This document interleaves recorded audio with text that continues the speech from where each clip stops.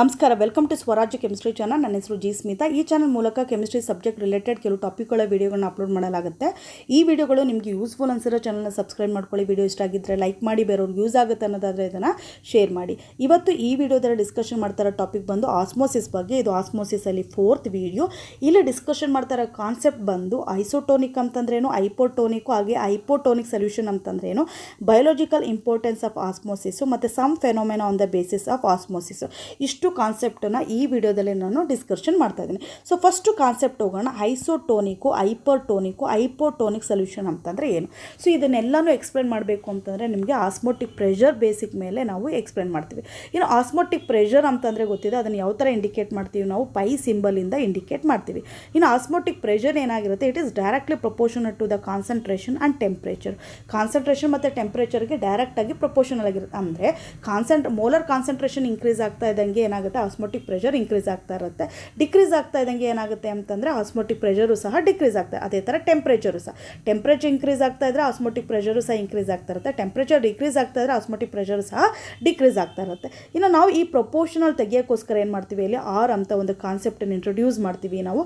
R is a gas constant. ನಿಮ್ಗೆ ಗೊತ್ತಿದೆ, proportional ತೆಗಿಬೇಕು ಅಂತಂದರೆ ಒಂದು ಕಾನ್ಸ್ಟೆಂಟನ್ನು ನಾವೇನು ಮಾಡಬೇಕಲ್ಲಿ ತೊಗೊತೀವಿ. ಇಲ್ಲಿ ತೊಗೊತಾ ಇರೋದೇನು, ಗ್ಯಾಸ್ ಕಾನ್ಸ್ಟೆಂಟ್ ತೊಗೊತಾ ಇದ್ವಿ, ಜೊತೆಗೆ CETನಾಗೆ ಬರ್ಕೊತೀವಿ. ಗ್ಯಾಸ್ ಕಾನ್ಸ್ಟೆಂಟ್ ಏನಾಗಿರುತ್ತೆ, ವ್ಯಾಲ್ಯೂ ಕಾನ್ಸ್ಟೆಂಟ್ ಆಗಿರುತ್ತೆ. ಬಟ್ ಇಲ್ಲಿ ನೀವು ತಿಳ್ಕೊಬೇಕಾಗಿರೋದೇನು ಅಂತಂದರೆ, ಯಾವಾಗ ಎರಡು ಸೊಲ್ಯೂಷನ್ ತೊಗೊಂಡಾಗ, ನಾನು ಎರಡು ಸೊಲ್ಯೂಷನ್ ತೊಗೊತಾ ಇದ್ದೀನಿ, ನಾನು ಸೊಲ್ಯೂಷನ್ 1 and ಸೊಲ್ಯೂಷನ್ 2 ಅಂತ ತೊಗೋಣ. ಸೊ ಅದ್ರದ್ದು ನಮಗೆ ಅದ್ರದ್ದು ಮೋಲಾರ್ ಕಾನ್ಸಂಟ್ರೇಷನ್ ಸೇಮ್ ಇದ್ದು, ಟೆಂಪ್ರೇಚರು ಸಹ ಸೇಮ್ ಇದ್ದರೆ ಆಟೋಮೆಟಿಕ್ಕಾಗಿ ಏನಾಗುತ್ತೆ ಅಂತಂದರೆ ನೋಡಿ, ಆಟೋಮೆಟಿಕ್ಕಾಗಿ ಅದರದ್ದು ಆಸ್ಮೋಟಿಕ್ ಪ್ರೆಷರು ಸಹ ಸೇಮ್ ಆಗುತ್ತೆ. ಎರಡು ಸೊಲ್ಯೂಷನ್ಸದು ನೋಡಿ, ಎರಡು ಸೊಲ್ಯೂಷನ್ಸದ್ದು ಮೋಲಾರ್ ಕಾನ್ಸಂಟ್ರೇಷನ್ ಮತ್ತು ಟೆಂಪ್ರೇಚರ್ ಸೇಮ್ ಇದ್ದರೆ ಆಟೋಮೆಟಿಕ್ಕಾಗಿ ಏನಾಗುತ್ತೆ, ಅದು ಆಸ್ಮೋಟಿಕ್ ಪ್ರೆಷರು ಸಹ ಸೇಮ್ ಆಗುತ್ತೆ. ಅದೇ ಥರ ಎರಡು ಸೊಲ್ಯೂಷನ್ಸದ್ದು ಆಸ್ಮೋಟಿಕ್ ಪ್ರೆಷರು ಮತ್ತು ಟೆಂಪ್ರೇಚರ್ ಸೇಮ್ ಇದ್ದರೆ ಆಟೋಮೆಟಿಕ್ಕಾಗಿ ಏನಾಗುತ್ತೆ ಅಂತಂದರೆ ಅದರದ್ದು ಮೋಲಾರ್ ಕಾನ್ಸಂಟ್ರೇಷನು ಸಹ ಸೇಮ್ ಆಗುತ್ತೆ. ಇದನ್ನು ತಿಳ್ಕೊಂಡಿರಬೇಕು. So next the two solutions. ಇಲ್ಲಿ ಎರಡು ಸೊಲ್ಯೂಷನ್ಸ್ ತೊಗೋಣ, 1 and 2 ಅಂತ ಇವಾಗ ತಾನೇ ಹೇಳಿದೆ. The two solutions having equal osmotic pressure. ಎರಡು ಸೊಲ್ಯೂಷನ್ಸದ್ದು ಆಸ್ಮೋಟಿಕ್ ಪ್ರೆಷರ್ ಈಕ್ವಲ್ ಅಂತಂದರೆ ಸೇಮ್ ಇದ್ದರೆ ಅವ್ರು ಕಾಲ್ಡ್ ಐಸೋಟೋನಿಕ್ ಸೊಲ್ಯೂಷನ್ಸ್. ಈ ಥರ ಎರಡು ಸೊಲ್ಯೂಷನ್ಸ್ ತೊಗೊಂಡು ಎರಡೂ ಸೊಲ್ಯೂಷನ್ಸದು ಆಸ್ಮೋಟಿಕ್ ಪ್ರೆಷರ್ ಏನಾದರೂ ಸೇಮ್ ಆಗಿದ್ದರೆ ಸೊ ಅದನ್ನು ಏನಂತ ಕರಿತೀವಿ ನಾವು, ಐಸೋಟೋನಿಕ್ ಅಂತ ಕರಿತೀವಿ. ಏನಂತ ಕರಿತೀವಿ, ಐಸೋಟೋನಿಕ್ ಸೊಲ್ಯೂಷನ್ ಅಂತ ಕರಿತೀವಿ. ಸೊ ಐಸೋಟೋನಿಕ್ ಸೊಲ್ಯೂಷನ್ ಅಂತಂದರೆ ಏನು, ಆಸ್ಮೋಟಿಕ್ ಪ್ರೆಷರ್ ಏನಾಗಿರುತ್ತೆ, ಎರಡು ಸೊಲ್ಯೂಷನ್ಸದು ಸಹ ಸೇಮ್ ಇರುತ್ತೆ. The isotonic solutions at the same temperature. ಎರಡು ಐಸೋಟೋನಿಕ್ ಸೊಲ್ಯೂಷನ್ ತೊಗೊಂಡಿದ್ದೀವಿ ನಾವು. ಐಸೋಟೋನಿಕ್ ಸೊಲ್ಯೂಷನ್ ಅಂತಂದರೆ ಅದರದ್ದು ಆಸ್ಮೋಟಿಕ್ ಪ್ರೆಷರ್ ಸೇಮ್ ಇರುತ್ತೆ, ಹಾಗೆಯೇ ಟೆಂಪ್ರೇಚರು ಸಹ ಸೇಮ್ ಇದ್ದರೆ also have the same molar concentration. ಅದರದ್ದು ಮೋಲಾರ್ ಕಾನ್ಸಂಟ್ರೇಷನು ಸಹ ಸೇಮ್ ಇರುತ್ತೆ. ಇದನ್ನು ಆಲ್ರೆಡಿ ಹೇಳಿದ್ದೆ ನಾನು ಅಲ್ವಾ. If we have solutions having different osmotic pressure. ಮತ್ತೆ ಇಲ್ಲಿ ಎರಡು ಸೊಲ್ಯೂಷನ್ಸ್ ತೊಗೊಂಡಿದ್ದೀನಿ ನಾನು. ಎರಡು ಸೊಲ್ಯೂಷನ್ಸದು ಆಸ್ಮೋಟಿಕ್ ಪ್ರೆಷರ್ ಏನಾಗಿದೆ ಅಂತಂದರೆ π1 and π2. ಎರಡು ಸೊಲ್ಯೂಷನ್ಸು 1 and 2 ಅಂತ ತೊಗೋಣ. ಸೊ ಫಸ್ಟ್ ಸೊಲ್ಯೂಷನ್ಸ್ ಅದು ಆಸ್ಮೋಟಿಕ್ ಪ್ರೆಷರ್ π1 ಆಗಿದ್ದು, ಸೆಕೆಂಡು ಸೊಲ್ಯೂಷನ್ಸ್ ಅದು ಆಸ್ಮೋಟಿಕ್ ಪ್ರೆಷರ್ π2 ಆಗಿದ್ದು, ಅದು ಎರಡೂ ಸಹ ಡಿಫ್ರೆಂಟ್ ಇದ್ದರೆ ಅಂದರೆ ಸೇಮ್ ಈಕ್ವಲ್ ಆಗಿ ಇಲ್ಲದೆ ಇದ್ದರೆ so then the solutions having higher osmotic pressure. ಯಾವ ಸೊಲ್ಯೂಷನ್ಸ್ ಅದು, ಫಾರ್ ಎಕ್ಸಾಂಪಲ್ ಇವಾಗ ಫಸ್ಟು ಸೊಲ್ಯೂಷನ್ಸ್ ಅದು ಆಸ್ಮೋಟಿಕ್ ಪ್ರೆಷರ್ ಏನಾಗಿದೆ ಸೆಕೆಂಡು ಸೊಲ್ಯೂಷನ್ಗಿಂತ ಜಾಸ್ತಿ ಇದೆ ಅಂತಂದರೆ ಈ ಫಸ್ಟು ಸೊಲ್ಯೂಷನ್ನ ಏನಂತ ಕರಿತೀವಿ ಅಂತಂದರೆ ಹೈಪರ್ಟೋನಿಕ್. ಏನಂತ ಕರಿತೀವಿ, ಹೈಪೋಟೋನಿಕ್ ಸೊಲ್ಯೂಷನ್ ಅಂತ ಕರಿತೀವಿ. ಹೈಪರ್ ಅಂತಂದರೆ ಹೈಯರ್ ಅಂತ, ಟೋನಿಕ್ ಅಂತಂದರೆ ಆಸ್ಮೋಟಿಕ್ ಪ್ರೆಷರ್ ಅಂತ. ಸೊ ಆ ಸೊಲ್ಯೂಷನ್ಸ್ ಅದು ಆಸ್ಮೋಟಿಕ್ ಪ್ರೆಷರ್ ಏನಾಗಿರುತ್ತೆ, ಜಾಸ್ತಿ ಇರುತ್ತೆ ಅಂತ. And the solutions having lower osmotic pressure. So solutions ಯಾವುದ್ರದ್ದು ಆಸ್ಮೋಟಿಕ್ ಪ್ರೆಷರ್ ಕಡಿಮೆ ಇರುತ್ತೆ ಅದನ್ನು ಏನಂತ ಕರಿತೀವಿ, ಹೈಪೋಟೋನಿಕ್ ಅಂತ ಕರಿತೀವಿ. Hypotonic solution. ಹೈಪೋ ಅಂತಂದರೆ ಲೋವರ್, ಟೋನಿಕ್ ಅಂದರೆ ಆಸ್ಮೋಟಿಕ್ ಪ್ರೆಷರ್ ಕಡಿಮೆ ಇರೋ ಅಂಥ ಸೊಲ್ಯೂಷನ್. ಸೊ ಇಲ್ಲೇನು ತಿಳ್ಕೊಬೇಕು ಅಂತಂದರೆ, ಎರಡು ಸೊಲ್ಯೂಷನ್ಸ್ ತೊಗೊಂಡು ಎರಡು ಸೊಲ್ಯೂಷನ್ಸಲ್ಲಿ ಆಸ್ಮೋಟಿಕ್ ಪ್ರೆಷರು ಸೇಮ್ ಇದ್ದರೆ ಅಂಥ ಸೊಲ್ಯೂಷನ್ಸನ್ನು ಏನಂತ ಕರಿತೀವಿ ನಾವು, ಐಸೋಟೋನಿಕ್ ಸೊಲ್ಯೂಷನ್ ಅಂತ ಕರಿತೀವಿ. ಇವಾಗ ಎರಡು ಸೊಲ್ಯೂಷನ್ಸದು ಆಸ್ಮೋಟಿಕ್ ಪ್ರೆಷರು ಡಿಫ್ರೆಂಟ್ ಆಗಿದ್ದು ಅದರಲ್ಲಿ ಯಾವುದಾದ್ರೂ ಒಂದು ಸೊಲ್ಯೂಷನ್ಸದು ಆಸ್ಮೋಟಿಕ್ ಪ್ರೆಷರ್ ಜಾಸ್ತಿ ಇದ್ದರೆ ಅಂಥ ಸೊಲ್ಯೂಷನ್ಸನ್ನು ಏನಂತ ಕರಿತೀವಿ, ಹೈಪರ್ಟೋನಿಕ್ ಅಂತ ಕರಿತೀವಿ ನಾವು. ಯಾವ ಸೊಲ್ಯೂಷನ್ಸದು ಆಸ್ಮೋಟಿಕ್ ಪ್ರೆಷರ್ ಕಡಿಮೆ ಇರುತ್ತೋ ಸೊ ಅಂಥ ಸೊಲ್ಯೂಷನ್ಸನ್ನು ಏನಂತ ಕರಿತೀವಿ ನಾವು ಹೈಪೋಟೋನಿಕ್ ಸೊಲ್ಯೂಷನ್ ಅಂತ ಕರಿತೀವಿ. ಸೊ ಇಲ್ಲೊಂದು ಎಕ್ಸಾಂಪಲ್ ತೊಗೋಣ. ಈ ಎಕ್ಸಾಂಪಲ್ ಏನೇನು ಮಾಡ್ತಾ ಇದ್ದೀನಿ ಅಂತಂದರೆ 3 ಡಿಫ್ರೆಂಟ್ ಬೀಕರ್ ತೊಗೊತಾ ಇದ್ದೀನಿ. ಇದನ್ನು ಬೀಕರ್ 1 ಅಂತ ಇಂಡಿಕೇಟ್ ಮಾಡ್ಕೊಳ್ಳೋಣ. ದಿಸ್ ಇಸ್ ಸೆಕೆಂಡ್ ಬೀಕರ್ ಮತ್ತು this one is the third beaker. Okay, so ಈ ಬೀಕರ್ 1ಗೆ ಏನು ಮಾಡ್ತಾ ಇದ್ದೀನಿ ಅಂತಂದರೆ ಮನೇಲೇ ಇರೋ ಅಂಥ ವಿನೇಗರ್ ತೊಗೋಣ ನಾವು. ಸೊ ಈ ವಿನೇಗರ್ಗೆ ಏನು ಮಾಡೋಣ ಅಂತಂದರೆ ಪ್ಲಸ್ ಒಂದು ಎಗ್ಗನ್ನ ಹಾಕೋಣ. ಓಕೆ, ಸೊ ಒಂದು ಬೀಕರಲ್ಲಿ ಏನು ಮಾಡ್ತಾ ಇದ್ದೀನಿ, ವಿನೇಗರ್ ತೊಗೊಂಡು ವಿನೇಗರ್ ಫಸ್ಟ್ ಬೀಕರ್ಗೆ ಎಗ್ ಹಾಕ್ತಾ ಇದ್ದೀನಿ. ಸೆಕೆಂಡ್ ಬೀಕರಲ್ಲಿ ಏನು ಮಾಡ್ತೀನಿ ಅಂತಂದರೆ ಡಿಸ್ಟಿಲ್ ವಾಟರ್ ತೊಗೊತೀನಿ. ಡಿಸ್ಟಿಲ್ ವಾಟರ್ಗೆ ಏನು ಮಾಡ್ತೀನಿ ಅಂತಂದರೆ ಎಗ್ಗನ್ನು ಆ್ಯಡ್ ಮಾಡ್ತೀನಿ. Okay, so second distil water ಅಂತಂದರೆ ಗೊತ್ತಿರುತ್ತೆ ನಿಮಗೆ, ಬರೀ ವಾಟರ್ ಮಾಲಿಕ್ಯೂಲ್ಸ್ ಮಾತ್ರ ಪ್ರೆಸೆಂಟ್ ಇರುತ್ತೆ, ಅದರಲ್ಲಿ ಯಾವುದೇ ರೀತಿಯ ಅಯಾನ್ಸು ಸಹ ಪ್ರೆಸೆಂಟ್ ಇರಲ್ಲ. ಸೊ ಥರ್ಡ್ ಒನ್ಗೆ ಏನು ಮಾಡ್ತೀನಿ ಅಂತಂದರೆ ನಾನಿಲ್ಲಿ ಶುಗರ್ ಸಿರಪ್ ಮಾಡ್ಕೊತೀನಿ. ಈ ಶುಗರ್ ಸಿರಪ್ ತೊಗೊತೀನಿ. ಇದರಲ್ಲಿ ಶುಗರ್ ಸಿರಪ್ ಜೊತೆಗೆ ಏನು ಮಾಡ್ತೀನಿ, ಅಲ್ಲಿಗೆ ಒಂದು ಎಗ್ ಹಾಕ್ತೀನಿ. ಓಕೆ, ಸೊ 3 ಬೀಕರ್ಸ್ ತೊಗೊಂಡ್ರೆ ಫಸ್ಟ್ ಬೀಕರಲ್ಲಿ ಏನು ಮಾಡಿದೆ ಅಂತಂದರೆ ವಿನೇಗರು ಮತ್ತು ಎಗ್ ಹಾಕ್ತೆ. ಸೆಕೆಂಡ್ ಬೀಕರ್ಗೆ ಡಿಸ್ಟಿಲ್ ವಾಟರ್ ಎಗ್ ಹಾಕ್ತೆ. ಥರ್ಡ್ ಬೀಕರ್ಗೆ ಏನು ಮಾಡಿದೆ, ಶುಗರ್ ಸಿರಪ್ಪು ಮತ್ತು ಎಗ್ ಹಾಕ್ತೆ. ಸೊ ಇಲ್ಲಿ ಏನಾಗುತ್ತೆ ಅಂತ ನೋಡೋಣ ಇವಾಗ. ಸೊ ಎಲ್ಲಿ ವಿನೇಗರ್ ಇತ್ತು, ಓಕೆ, ಸೊ ಈ ವಿನೇಗರು ಮತ್ತು ಎಗ್ಗಿರೋ ಜಾಗದಲ್ಲಿ ಏನಾಗುತ್ತೆ ಅಂತಂದರೆ ಎಗ್ಗದು ಆಸ್ಮೋಟಿಕ್ ಪ್ರೆಷರ್ ಜಾಸ್ತಿ ಇರುತ್ತೆ. ಓಕೆ, ಎಗ್ ಒಳಗಡೆನೂ ಆಸ್ಮೋಟಿಕ್ ಪ್ರೆಷರ್ ಇರುತ್ತೆ. ನಾವು ವಿನೇಗರ್ ಇರುತ್ತಲ್ಲ, ವಿನೇಗರಲ್ಲೂ ಸಹ ಆಸ್ಮೋಟಿಕ್ ಪ್ರೆಷರ್. ಇವಾಗ ಏನಾಗುತ್ತೆ ಅಂತಂದರೆ ಆಸ್ಮೋಟಿಕ್ ಪ್ರೆಷರು ಎಗ್ ಒಳಗಡೆ ಜಾಸ್ತಿ ಇರುತ್ತೆ. ಬಟ್ ಇಲ್ಲೇನಾಗುತ್ತೆ ಅಂತಂದರೆ ಇವು ಏನು ವಿನೇಗರ್ ತೊಗೊಂಡಿದ್ದೋ ವಿನೇಗರ ಆಸ್ಮೋಟಿಕ್ ಪ್ರೆಷರ್ ಏನಾಗಿರುತ್ತೆ, ಕಡಿಮೆ ಇರುತ್ತೆ. ಓಕೆ, ಸೊ ಏನಾಗುತ್ತೆ ಇಲ್ಲಿ ಆಸ್ಮೋಟಿಕ್ ಪ್ರೆಷರ್ ಕಡಿಮೆಯಿಂದ ಮಾಲಿಕ್ಯೂಲ್ಸ್ಗಳು ಯಾವಾಗಲೂ ಸಹ ಸಾಲ್ವೆಂಟ್ ಮಾಲಿಕ್ಯೂಲ್ಸ್ ಏನಾಗುತ್ತೆ ಅಂತಂದರೆ ಈ ಎಗ್ ಸುತ್ತ ಏನಾಗಿರುತ್ತೆ ಒಂದು ವೈಟ್ ಲೇಯರ್ ಇರುತ್ತೆ ಅಲ್ವಾ, ಅದು ಕ್ಯಾಲ್ಶಿಯಂ ಕಾರ್ಬೋನೇಟ್ ಪ್ರೆಸೆಂಟ್ ಇರುತ್ತೆ. ನೀವು ವಿನೇಗರಲ್ಲಿ ಆಗ್ತಾ ಇದ್ದಂಗೆ ಆಟೋಮೆಟಿಕ್ ಏನಾಗುತ್ತೆ, ಅದು ಡಿಸಾಲ್ವ್ ಆಗೋಗ್ಬಿಡುತ್ತೆ. ನಿಮಗೆ ಡಿಸಾಲ್ವ್ ಆಗಿ ಏನಾಗುತ್ತೆ ಅಂತಂದರೆ ಸೊ ಒಳಗಡೆ ಇರೋಂಥ ಲೇಯರು ಸೆಮಿಪರ್ಮಿಯಬಲ್ ಮೆಂಬ್ರೇನ್ ಥರ ವರ್ಕ್ ಮಾಡೋಕ್ಕೆ ಸ್ಟಾರ್ಟ್ ಮಾಡುತ್ತೆ. ಸೊ ಇವಾಗ ಇಲ್ಲಿ ಏನಾಗುತ್ತೆ ಅಂತಂದರೆ water molecules lower osmotic pressure ಕಡೆಯಿಂದ ಹೈಯರ್ ಆಸ್ಮೋಟಿಕ್ ಪ್ರೆಷರ್ ಕಡೆಗೆ ಏನಾಗುತ್ತೆ ಮೂವ್ ಆಗೋಕ್ಕೆ ಸ್ಟಾರ್ಟ್ ಆಗುತ್ತೆ. ಇವಾಗ ನೋಡೋದಾದರೆ ಆಸ್ಮೋಟಿಕ್ ಪ್ರೆಷರ್ ಏನಾಗುತ್ತೆ ವಿನೇಗರಲ್ಲಿ ಕಡಿಮೆ ಇರುತ್ತೆ ಅಲ್ವಾ. ಸೊ ಈ ಸೊಲ್ಯೂಷನ್ಸನ್ನು ಏನಂತ ಕರಿತೀವಿ ಅಂತಂದರೆ ಹೈಪೋಟೋನಿಕ್ ಸೊಲ್ಯೂಷನ್ ಅಂತ ಕರಿತೀವಿ. ಏನಂತ ಕರಿತೀವಿ, ಹೈಪೋಟೋನಿಕ್ ಸೊಲ್ಯೂಷನ್ ಅಂತ ಕರಿತೀವಿ. ಓಕೆ, ಸೊ ಇವಾಗ ಎಗ್ಗನ್ನ ಹೈಪೋಟೋನಿಕ್ ಸೊಲ್ಯೂಷನಲ್ಲಿ ಇಟ್ಟಾಗ ಹೈಪೋಟೋನಿಕ್ ಸೊಲ್ಯೂಷನ್ಸದ್ದು ಆಸ್ಮೋಟಿಕ್ ಪ್ರೆಷರ್ ಏನಾಗಿರುತ್ತೆ, ಕಡಿಮೆ ಇರುತ್ತೆ. ಸೊ ಇಲ್ಲೇನಾಗುತ್ತೆ ಅಂತಂದರೆ ವಾಟರ್ ಮಾಲಿಕ್ಯೂಲ್ಸು ಹೈಪೋಟೋನಿಕ್ ಸೊಲ್ಯೂಷನ್ ಇಂದ ಅಂದರೆ ವಿನೇಗರ್ ಇಂದ ಏನಾಗ್ತಾ ಇರುತ್ತೆ ಎಗ್ ಕಡೆಗೆ ಪಾಸ್ ಆಗೋಕ್ಕೆ ಸ್ಟಾರ್ಟ್ ಮಾಡುತ್ತೆ. ಆವಾಗ ಏನಾಗುತ್ತೆ, ಎಗ್ ಏನಾಗುತ್ತೆ ಸ್ವೆಲ್ ಆಗೋಕ್ಕೆ ಸ್ಟಾರ್ಟ್ ಮಾಡುತ್ತೆ. For example this is the normal size ಇದು ಅಂತಂದರೆ ಎಗ್ಗು ವಿನೇಗರಲ್ಲಿ ಇಟ್ಟಾಗ ಏನಾಗುತ್ತೆ, ಹೈಪೋಟೋನಿಕ್ ಸೊಲ್ಯೂಷನಲ್ಲಿ ಇಟ್ಟಾಗ ಏನಾಗುತ್ತೆ ಅಂತಂದರೆ ಅದರದ್ದು ಓಕೆ ಸೈಜ್ ಏನಾಗುತ್ತೆ ಇನ್ಕ್ರೀಸ್ ಆಗುತ್ತೆ, ಸ್ವೆಲ್ ಆಗುತ್ತೆ. ಯಾಕಂದರೆ ವಾಟರ್ ಮಾಲಿಕ್ಯೂಲ್ಸ್ ಎಲ್ಲ ಏನಾಗ್ತಾ ಇದೆ ಹೈಪೋಟೋನಿಕ್ ಸೊಲ್ಯೂಷನ್ ಇಂದ ಎಗ್ ಕಡೆಗೆ ಮೂವ್ ಆಗೋಕ್ಕೆ ಸ್ಟಾರ್ಟ್ ಆಗಿದೆ. ಯಾಕಂದರೆ ಹೈಪೋಟೋನಿಕಲಿ ಆಸ್ಮೋಟಿಕ್ ಪ್ರೆಷರ್ ಕಡಿಮೆ ಇರುತ್ತೆ. ಸೊ ಕಡಿಮೆಯಿಂದ ಜಾಸ್ತಿ ಕಡೆಗೆ ಮೂವ್ ಆಗೋಕ್ಕೆ ಸ್ಟಾರ್ಟ್ ಆಗುತ್ತೆ. ಸೊ ಸೆಕೆಂಡ್ ಬೀಕರಲ್ಲಿ ಏನು ಮಾಡಿದ್ದು ನಾವು ಎಗ್ಗನ್ನ ಡಿಸ್ಟಿಲ್ ವಾಟ್ರಲ್ಲಿ ತೊಗೊಂಡಿದ್ದು.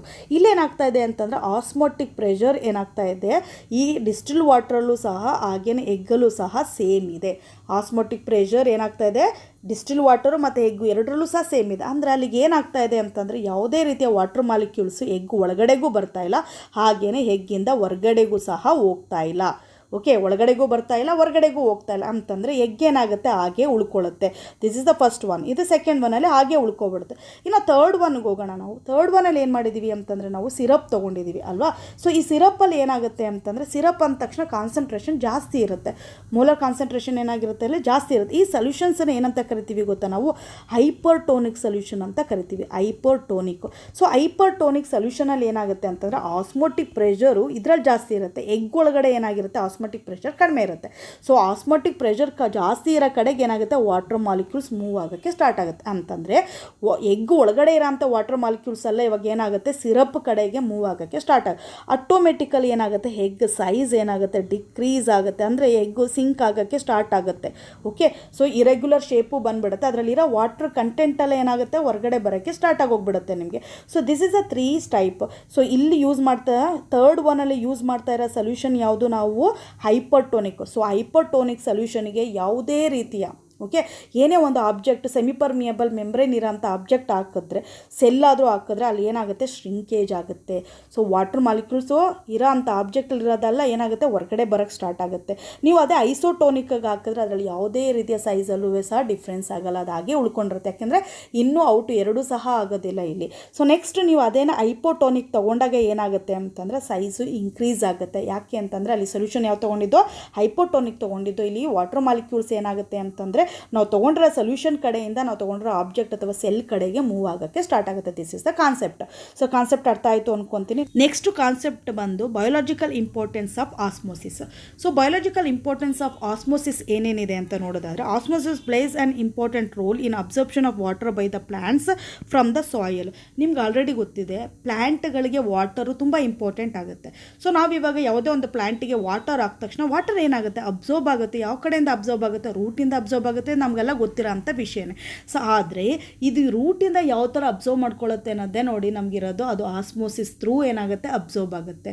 ಸೊ ನಿಮಗೆ ಗೊತ್ತೇ ಇದೆ, each and every human beings ಇರ್ಬೋದು, ಅನಿಮಲ್ಸ್ ಇರ್ಬೋದು, plants is made up of, actually the body is made up of a large number of cell.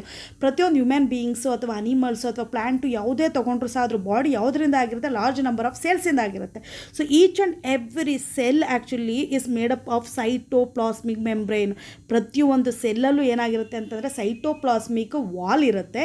This cytoplasmic wall is act as an semipermeable membrane. ಈ cytoplasmic wall ಏನಿರುತ್ತೆ ಅದು ಸೆಮಿಪರ್ಮಿಯಬಲ್ membrane ಥರ act ಮಾಡ್ತಾ ಇರುತ್ತೆ. So ಇನ್ನು next ಒಳಗಡೆ cell ಒಳಗಡೆ ತೊಗೊಂಡ್ರೆ ಇದ್ರೊಳಗಡೆ ಏನಾಗಿರುತ್ತೆ ಅಂತಂದರೆ ಫ್ಲೂಯಿಡ್ ಇರುತ್ತೆ ಅಲ್ವಾ. This fluid is known as a cell sap. ಈ ಫ್ಲೂಯಿಡನ್ನ ಏನಂತ ಕರಿತೀವಿ ಅಂತಂದರೆ ಸೆಲ್ ಸ್ಯಾಪ್ ಅಂತ ಕರಿತೀವಿ ನಾವು. ಓಕೆ, ಸೊ ನೋಡಿ ಸೆಲ್ ಸುತ್ತ ಏನಾಗಿರುತ್ತೆ, ಸೈಟೋಪ್ಲಾಸ್ಮಿಕ್ ವಾಲ್ ಇರುತ್ತೆ. ಈ ಸೈಟೋಪ್ಲಾಸ್ಮಿಕ್ ವಾಲ್ ಏನಾಗುತ್ತೆ, ಸೆಮಿಪರ್ಮಿಯಬಲ್ ಮೆಂಬ್ರೇನ್ ಥರ ಆ್ಯಕ್ಟ್ ಮಾಡುತ್ತೆ. ಅದೇ ಥರ ನಾವು ಫ್ಲೂಯಿಡ್ ತೊಗೊಂಡ್ರೆ ಆ ಫ್ಲೂಯಿಡನ್ನ ಏನಂತ ಕರಿತೀವಿ, ಸೆಲ್ ಒಳಗಡೆ ಇರೋಂಥ ಫ್ಲೂಯಿಡಿಗೆ ಸೆಲ್ ಸ್ಯಾಪ್ ಅಂತ ಕರಿತೀವಿ. ಸೊ ಇವಾಗ ನೋಡೋಣ, ಇವಾಗ ನಾವು ಪ್ಲಾಂಟ್ ಅಂದ ತಕ್ಷಣ ಆ ವಾಟರ್ ಎಲ್ಲಿಂದ ಅಬ್ಸರ್ಬ್ ಆಗ್ತಾ ಇದೆ, ರೂಟಿಂದ ಅಬ್ಸರ್ಬ್ ಆಗ್ತಾ ಇದೆ ಅಲ್ವಾ. ಸೊ ನಿಮ್ಗೆ ಗೊತ್ತೇ ಇದೆ, ರೂಟ್ಗಳಲ್ಲಿ ಏನಾಗಿರುತ್ತೆ ಅಂತಂದರೆ ಸ್ಮಾಲ್ ಏರ್ಗಳು ಪ್ರೆಸೆಂಟ್ ಇರುತ್ತೆ. ಈ ಏರಲ್ಲಿ ಏನಾಗಿರುತ್ತೆ, ಸೆಲ್ಗಳು ಪ್ರೆಸೆಂಟ್ ಇರುತ್ತೆ. ಸೊ ಈ ಸೆಲ್ ಅಂದ ತಕ್ಷಣ ಇವಾಗಲೇ ನಿಮ್ಗೆ ಐಡಿಯಾ ಗೊತ್ತಾಯಿತು, ಇದರಲ್ಲಿ ಏನಿರುತ್ತೆ, ಸೈಟೋಪ್ಲಾಸ್ಮಿಕ್ ಮೆಂಬ್ರೇನ್ ಇರುತ್ತೆ. ಅದು ಸೆಮಿಪರ್ಮಿಯಬಲ್ ಮೆಂಬ್ರೇನ್ ಥರ ವರ್ಕ್ ಮಾಡ್ತಾ ಇರುತ್ತೆ. ಸೊ ಅದ್ರ ಜೊತೆಗೆ ಏನಿರುತ್ತೆ ಅಂತಂದರೆ ಫ್ಲೂಯಿಡ್ ಇರುತ್ತೆ. ಅದನ್ನೇನಂತ ಕರಿತೀವಿ ನಾವು, ಸೆಲ್ ಸ್ಯಾಪ್ ಅಂತ ಕರಿತೀವಿ. ಈ ಫ್ಲೂಯಿಡ್ ಏನಿತ್ತು ಒಳಗಡೆ, ಇದ್ರದ್ದು ಕಾನ್ಸಂಟ್ರೇಷನು ಜಾಸ್ತಿ ಇರುತ್ತೆ ಆ್ಯಸ್ ಕಂಪೇರ್ ಟು ದ ಸಾಯಿಲ್ಗೆ ಕಂಪೇರ್ ಮಾಡಿದ್ರೆ, ಸಾಯಿಲಲ್ಲಿರೋಂಥ ಕಾನ್ಸಂಟ್ರೇಷನ್ಗೆ ಕಂಪೇರ್ ಮಾಡಿದ್ರೆ ಈ ಸೆಲ್ ಸ್ಯಾಪದು ಕಾನ್ಸಂಟ್ರೇಷನ್ ಸೆಲ್ ಒಳಗಡೆ ಏನಾಗಿರುತ್ತೆ, ಜಾಸ್ತಿ ಇರುತ್ತೆ. ಸೊ ಅದಕ್ಕೆ ಏನಾಗುತ್ತೆ ಅಂತಂದರೆ ಇಲ್ಲಿ ಆಸ್ಮೋಟಿಕ್ ಪ್ರೆಷರು ಸಹ ಏನಾಗುತ್ತೆ, ಇದರಲ್ಲಿ ಆಸ್ಮೋಟಿಕ್ ಪ್ರೆಷರು ಸೆಲ್ ಒಳಗಡೆ ಆಸ್ಮೋಟಿಕ್ ಪ್ರೆಷರು ಜಾಸ್ತಿ ಇರುತ್ತೆ compare to the osmotic pressure in the soil compare ಮಾಡೋದು. ಸೊ ನಿಮ್ಗೆ ಆಲ್ರೆಡಿ ಗೊತ್ತಿದೆ, ಯಾವಾಗಲೂ ಸಹ ಆಸ್ಮೋಟಿಕ್ ಪ್ರೆಷರ್ ಯಾವ ಕಡೆ ಜಾಸ್ತಿ ಇರುತ್ತೆ ಆ ಕಡೆಗೆ ಏನಾಗುತ್ತೆ, ವಾಟರ್ ಮಾಲಿಕ್ಯೂಲ್ಸ್ ಮೂವ್ ಆಗೋಕ್ಕೆ ಸ್ಟಾರ್ಟ್ ಆಗುತ್ತೆ.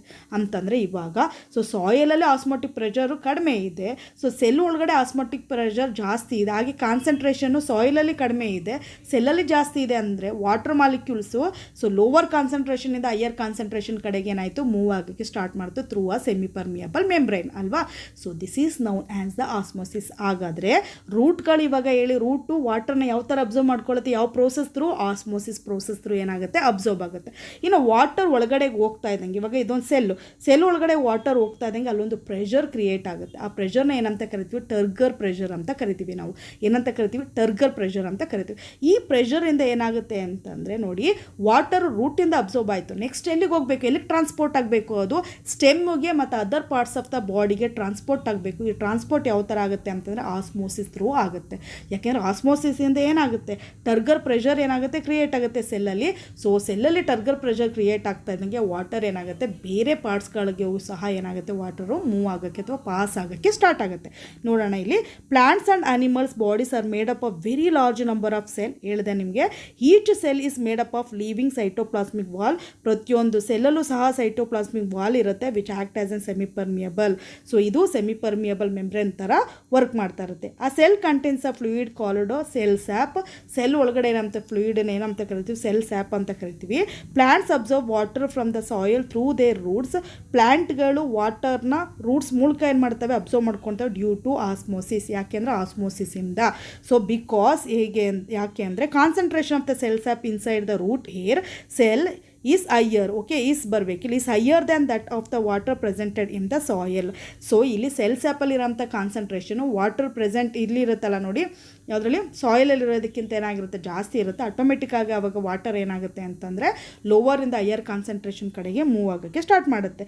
The pressure developed inside the cell due to inflow of water is referred to as a turgor pressure. So water ಒಳಗಡೆಗೆ ಸೆಲ್ ಒಳಗಡೆಗೆ ಮೂವ್ ಆಗ್ತಾ ಇದ್ದಂಗೆ ಅಲ್ಲೊಂದು ಪ್ರೆಷರ್ ಕ್ರಿಯೇಟ್ ಆಗುತ್ತೆ ಸೆಲ್ ಒಳಗಡೆ.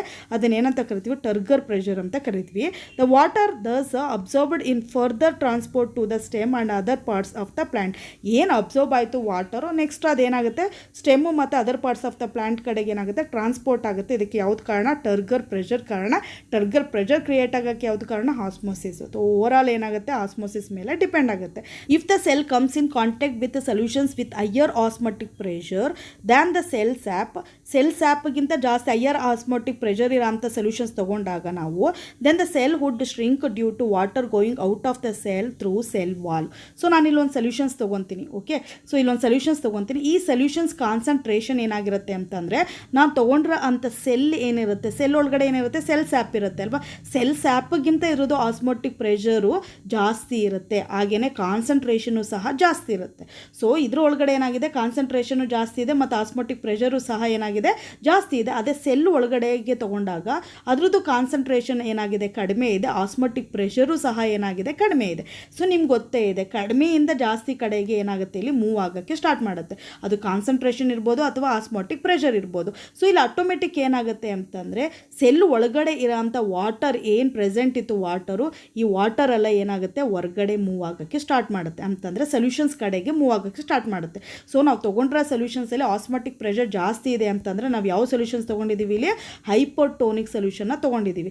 ಸೊ ವಾಟರ್ ಸೆಲ್ ಒಳಗಡೆ ಇರೋಂಥ ವಾಟರ್ ಎಲ್ಲ ಹೊರಗಡೆ ಬರೋಕ್ಕೆ ಸ್ಟಾರ್ಟ್ ಮಾಡ್ತು ಅಂತಂದರೆ ಸೆಲ್ ಏನಾಗ್ತಾ ಇದೆ ಇವಾಗ, ಸಿಂಕ್ ಆಗ್ತಾ ಇದೆ, ಇರೆಗ್ಯುಲರ್ ಶೇಪ್ ಆಗೋಗ್ಬಿಡುತ್ತೆ ಅದು. ಸೊ ಯಾವುದೇ ಒಂದು ಸೆಲ್ಲನ್ನು ಇಲ್ಲಿ ಏನು ಅರ್ಥ ಮಾಡ್ಕೋಬೇಕು, ಯಾವುದೇ ಒಂದು ಸೆಲ್ಲನ್ನು ಹೈಪರ್ಟೋನಿಕ್ ಸೊಲ್ಯೂಷನಲ್ಲಿ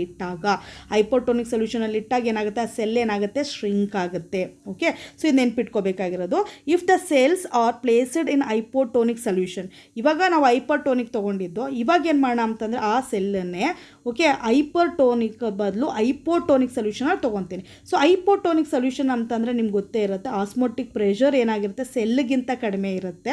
ಓಕೆ, ಸೆಲ್ಗಿಂತ ಕಡಿಮೆ ಇರುತ್ತೆ, ಕಾನ್ಸಂಟ್ರೇಷನು ಸಹ ಸೆಲ್ಗಿಂತ ಕಡಿಮೆ ಇರುತ್ತೆ. ಸೊ ಇವಾಗ ಏನಾಯಿತು, ಸೆಲ್ ಒಳಗಡೆ ಏನಾಗ್ತಾ ಇದೆ ಅಂತಂದರೆ ನೋಡಿ, ಸೆಲ್ ಒಳಗಡೆ ಆಸ್ಮೋಟಿಕ್ ಪ್ರೆಷರು ಸಹ ಜಾಸ್ತಿ ಇದೆ, ಕಾನ್ಸಂಟ್ರೇಷನು ಸಹ ಜಾಸ್ತಿ ಇದೆ. ಸೊ ನಿಮ್ಗೆ ಗೊತ್ತೇ ಇದೆ, ಲೋವರ್ ಕಾನ್ಸಂಟ್ರೇಷನಿಂದ ಆಸ್ಮೋಸಿಸ್ ಅಂದರೆ ಹೈಯರ್ ಕಾನ್ಸಂಟ್ರೇಷನ್ ಕಡೆಗೆ ಮೂವ್ ಆಗುತ್ತೆ.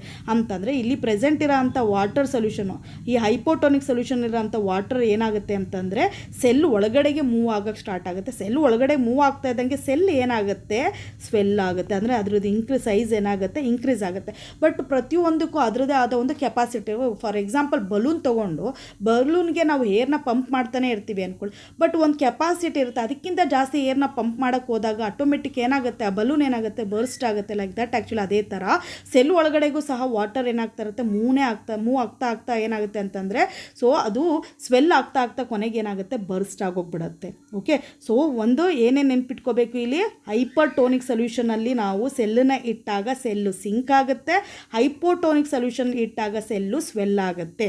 Okay, the shrinkage of a cell by a hypertonic solution is called plasmolysis or crenation. ಇವಾಗ ನಾವೇನು ಮಾಡೋದು, ಸೆಲ್ಲನ್ನ ಹೈಪರ್ಟೋನಿಕ್ ಆಗಿ ಇಡ್ತಾ ಇದ್ದಂಗೆ ಸೆಲ್ಲು ಸಿಂಕ್ ಆಯ್ತಲ್ವಾ, ಆ ಪ್ರೋಸೆಸ್ಗೆ ಏನಂತ ಕರಿತೀವಿ ಗೊತ್ತಾ, ಪ್ಲಾಸ್ಮೋಲಿಸಿಸ್ ಅಂತ ಕರಿತೀವಿ. ನೋಡಿ, ಪ್ಲಾಸ್ಮೋಲಿಸಿಸ್ ಅಥವಾ ಕ್ರೆನೇಷನ್ ಅಂತ ಕರಿತೀವಿ. ಪ್ಲಾಸ್ಮೋಲಿಸಿಸ್ ಅಂತ ಯಾವಾಗ ಕರೀದು ಅಂತಂದರೆ, ಪ್ಲಾಂಟ್ ಸೆಲ್ಲಲ್ಲಿ ಆದರೆ ಅದನ್ನು ಪ್ಲಾಸ್ಮೋಲಿಸಿಸ್ ಅಂತ ಕರಿತೀವಿ, ಅನಿಮಲ್ ಸೆಲ್ಲಲ್ಲಿ ಆದರೆ ಅದನ್ನು ಕ್ರೆನೇಷನ್ ಅಂತ ಕರಿತೀವಿ. ಸೊ ಇಲ್ಲಿ ಏನಾಗುತ್ತೆ ಅಂತಂದರೆ, ಸೆಲ್ಲು ಸಿಂಕ್ ಆಗ್ತಾ ಕೊನೆಗೆ ಸೆಲ್ ಏನಾಗೋಗುತ್ತೆ, ಸತ್ತೋಗ್ಬಿಡುತ್ತೆ, and it can leads to death of the cell. Okay, next the swelling or rupturing of the cell is known as a hemolysis. So ಇದನ್ನ ಏನಂತ ಕರಿತೀವಿ ಅಂತಂದರೆ, ಇವಾಗ ಹೈಪೋಟೋನಿಕಲ್ಲಿ ಇಟ್ಟಾಗ ಏನಾಯಿತು, ಸೆಲ್ ಏನಾಯಿತು ಸ್ವೆಲ್ ಆಯಿತು ಅಲ್ವಾ, ಸ್ವೆಲ್ ಆಗಿ ಕೊನೆಗೆ ರಪ್ಚರ್ ಆಯಿತು ಅಲ್ವಾ. ಸೊ ಅದನ್ನ ಏನಂತ ಕರಿತೀವಿ, ಹೆಮೋಲಿಸಿಸ್ ಅಂತ ಕರಿತೀವಿ. Especially red blood cell. Okay, red blood ಸೆಲ್ಲಲ್ಲಿ ಆದಾಗ ಅದನ್ನು ಹೆಮೋಲಿಸಿಸ್ ಅಂತ ಕರಿತೀವಿ ನಾವು. ಸೊ ನೆಕ್ಸ್ಟ್ ಹೋಗೋಣ, the salt concentration in the blood plasma due to different species presented in it is equivalent to 0.9% mass per volume aqueous solutions of sodium chloride is called normal saline. So ಇದು ಅರ್ಥ ಮಾಡ್ಕೊಳ್ಳೋದಕ್ಕಿಂತ ಮುಂಚೆ first ಏನು ಅರ್ಥ ಮಾಡ್ಕೋಬೇಕು ಅಂತಂದರೆ, ನಮ್ಮ blood ತೊಗೊಂಡಾಗ so ಬ್ಲಡ್ಡಲ್ಲಿ ಏನಾಗುತ್ತೆ ಅಂತಂದರೆ the number of components are present. ನಿಮ್ಗೆ ಗೊತ್ತಿದೆ ಎಷ್ಟೋ ಕಾಂಪೋನೆಂಟ್ಗಳು ಪ್ರೆಸೆಂಟ್ ಇರುತ್ತೆ. ತುಂಬ 4 ಇಂಪಾರ್ಟೆಂಟ್ ಕಾಂಪೋನೆಂಟ್ ಯಾವುದೇದು ಅಂತಂದರೆ ಪ್ಲಾಸ್ಮಾ, ರೆಡ್ ಬ್ಲಡ್ ಸೆಲ್ಲು ಮತ್ತು ವೈಟ್ ಬ್ಲಡ್ ಸೆಲ್ಲು, ಪ್ಲೇಟ್ಲೆಟ್ಸು. ಈ 4 ತುಂಬ ಇಂಪಾರ್ಟೆಂಟ್ ಕಾಂಪೋನೆಂಟು. ಇನ್ನು ನಿಮಗೆ ಗೊತ್ತಿದೆ ಪ್ಲಾಸ್ಮಾ ಅಂದ ತಕ್ಷಣ ಓಕೆ. ಬ್ಲಡ್ ಪ್ಲಾಸ್ಮಾ ಅಂದ ತಕ್ಷಣ ಏನಾಗುತ್ತೆ, ಅದು ಲಿಕ್ವಿಡ್ ಫಾರ್ಮಲ್ಲಿ ಇರುತ್ತೆ.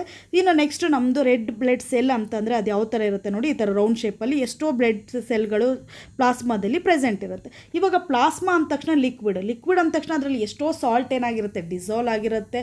ಯಾವುದೋ ಕೆಲವು ಕಾಂಪೋನೆಂಟ್ ಎಲ್ಲ ಏನಾಗಿರುತ್ತೆ, ಅದರಲ್ಲಿ ಡಿಸಾಲ್ವ್ ಆಗಿರುತ್ತೆ. ಸೊ ಇದರದ್ದೇ ಆದ ಒಂದು ಕಾನ್ಸಂಟ್ರೇಷನ್ ಇರುತ್ತೆ ಅಲ್ವಾ. ಸೊ ಇದರದ್ದೇ ಆದ ಒಂದು ಕಾನ್ಸಂಟ್ರೇಷನ್ ಇರುತ್ತೆ, ಜೊತೆಗೆ ಇದರದ್ದೇ ಆದ ಒಂದು pH ಸಹ ಇರುತ್ತೆ. pH ಬಿಟ್ಬಿಡೋಣ, ಇಲ್ಲ ಬರೀ ಕಾನ್ಸಂಟ್ರೇಷನ್ ತೊಗೋಣ.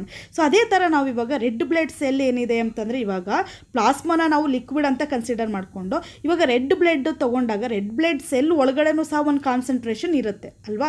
ಸೊ ಇದೆರಡೂ ಕಾನ್ಸಂಟ್ರೇಷನ್ನು ಸೇಮ್ ಆದರೆ ಮಾತ್ರ ರೆಡ್ ಬ್ಲಡ್ ಸೆಲ್ಲು ಹೆಲ್ತಿಯಾಗಿ ಹಾಗೇ ಇರುತ್ತೆ.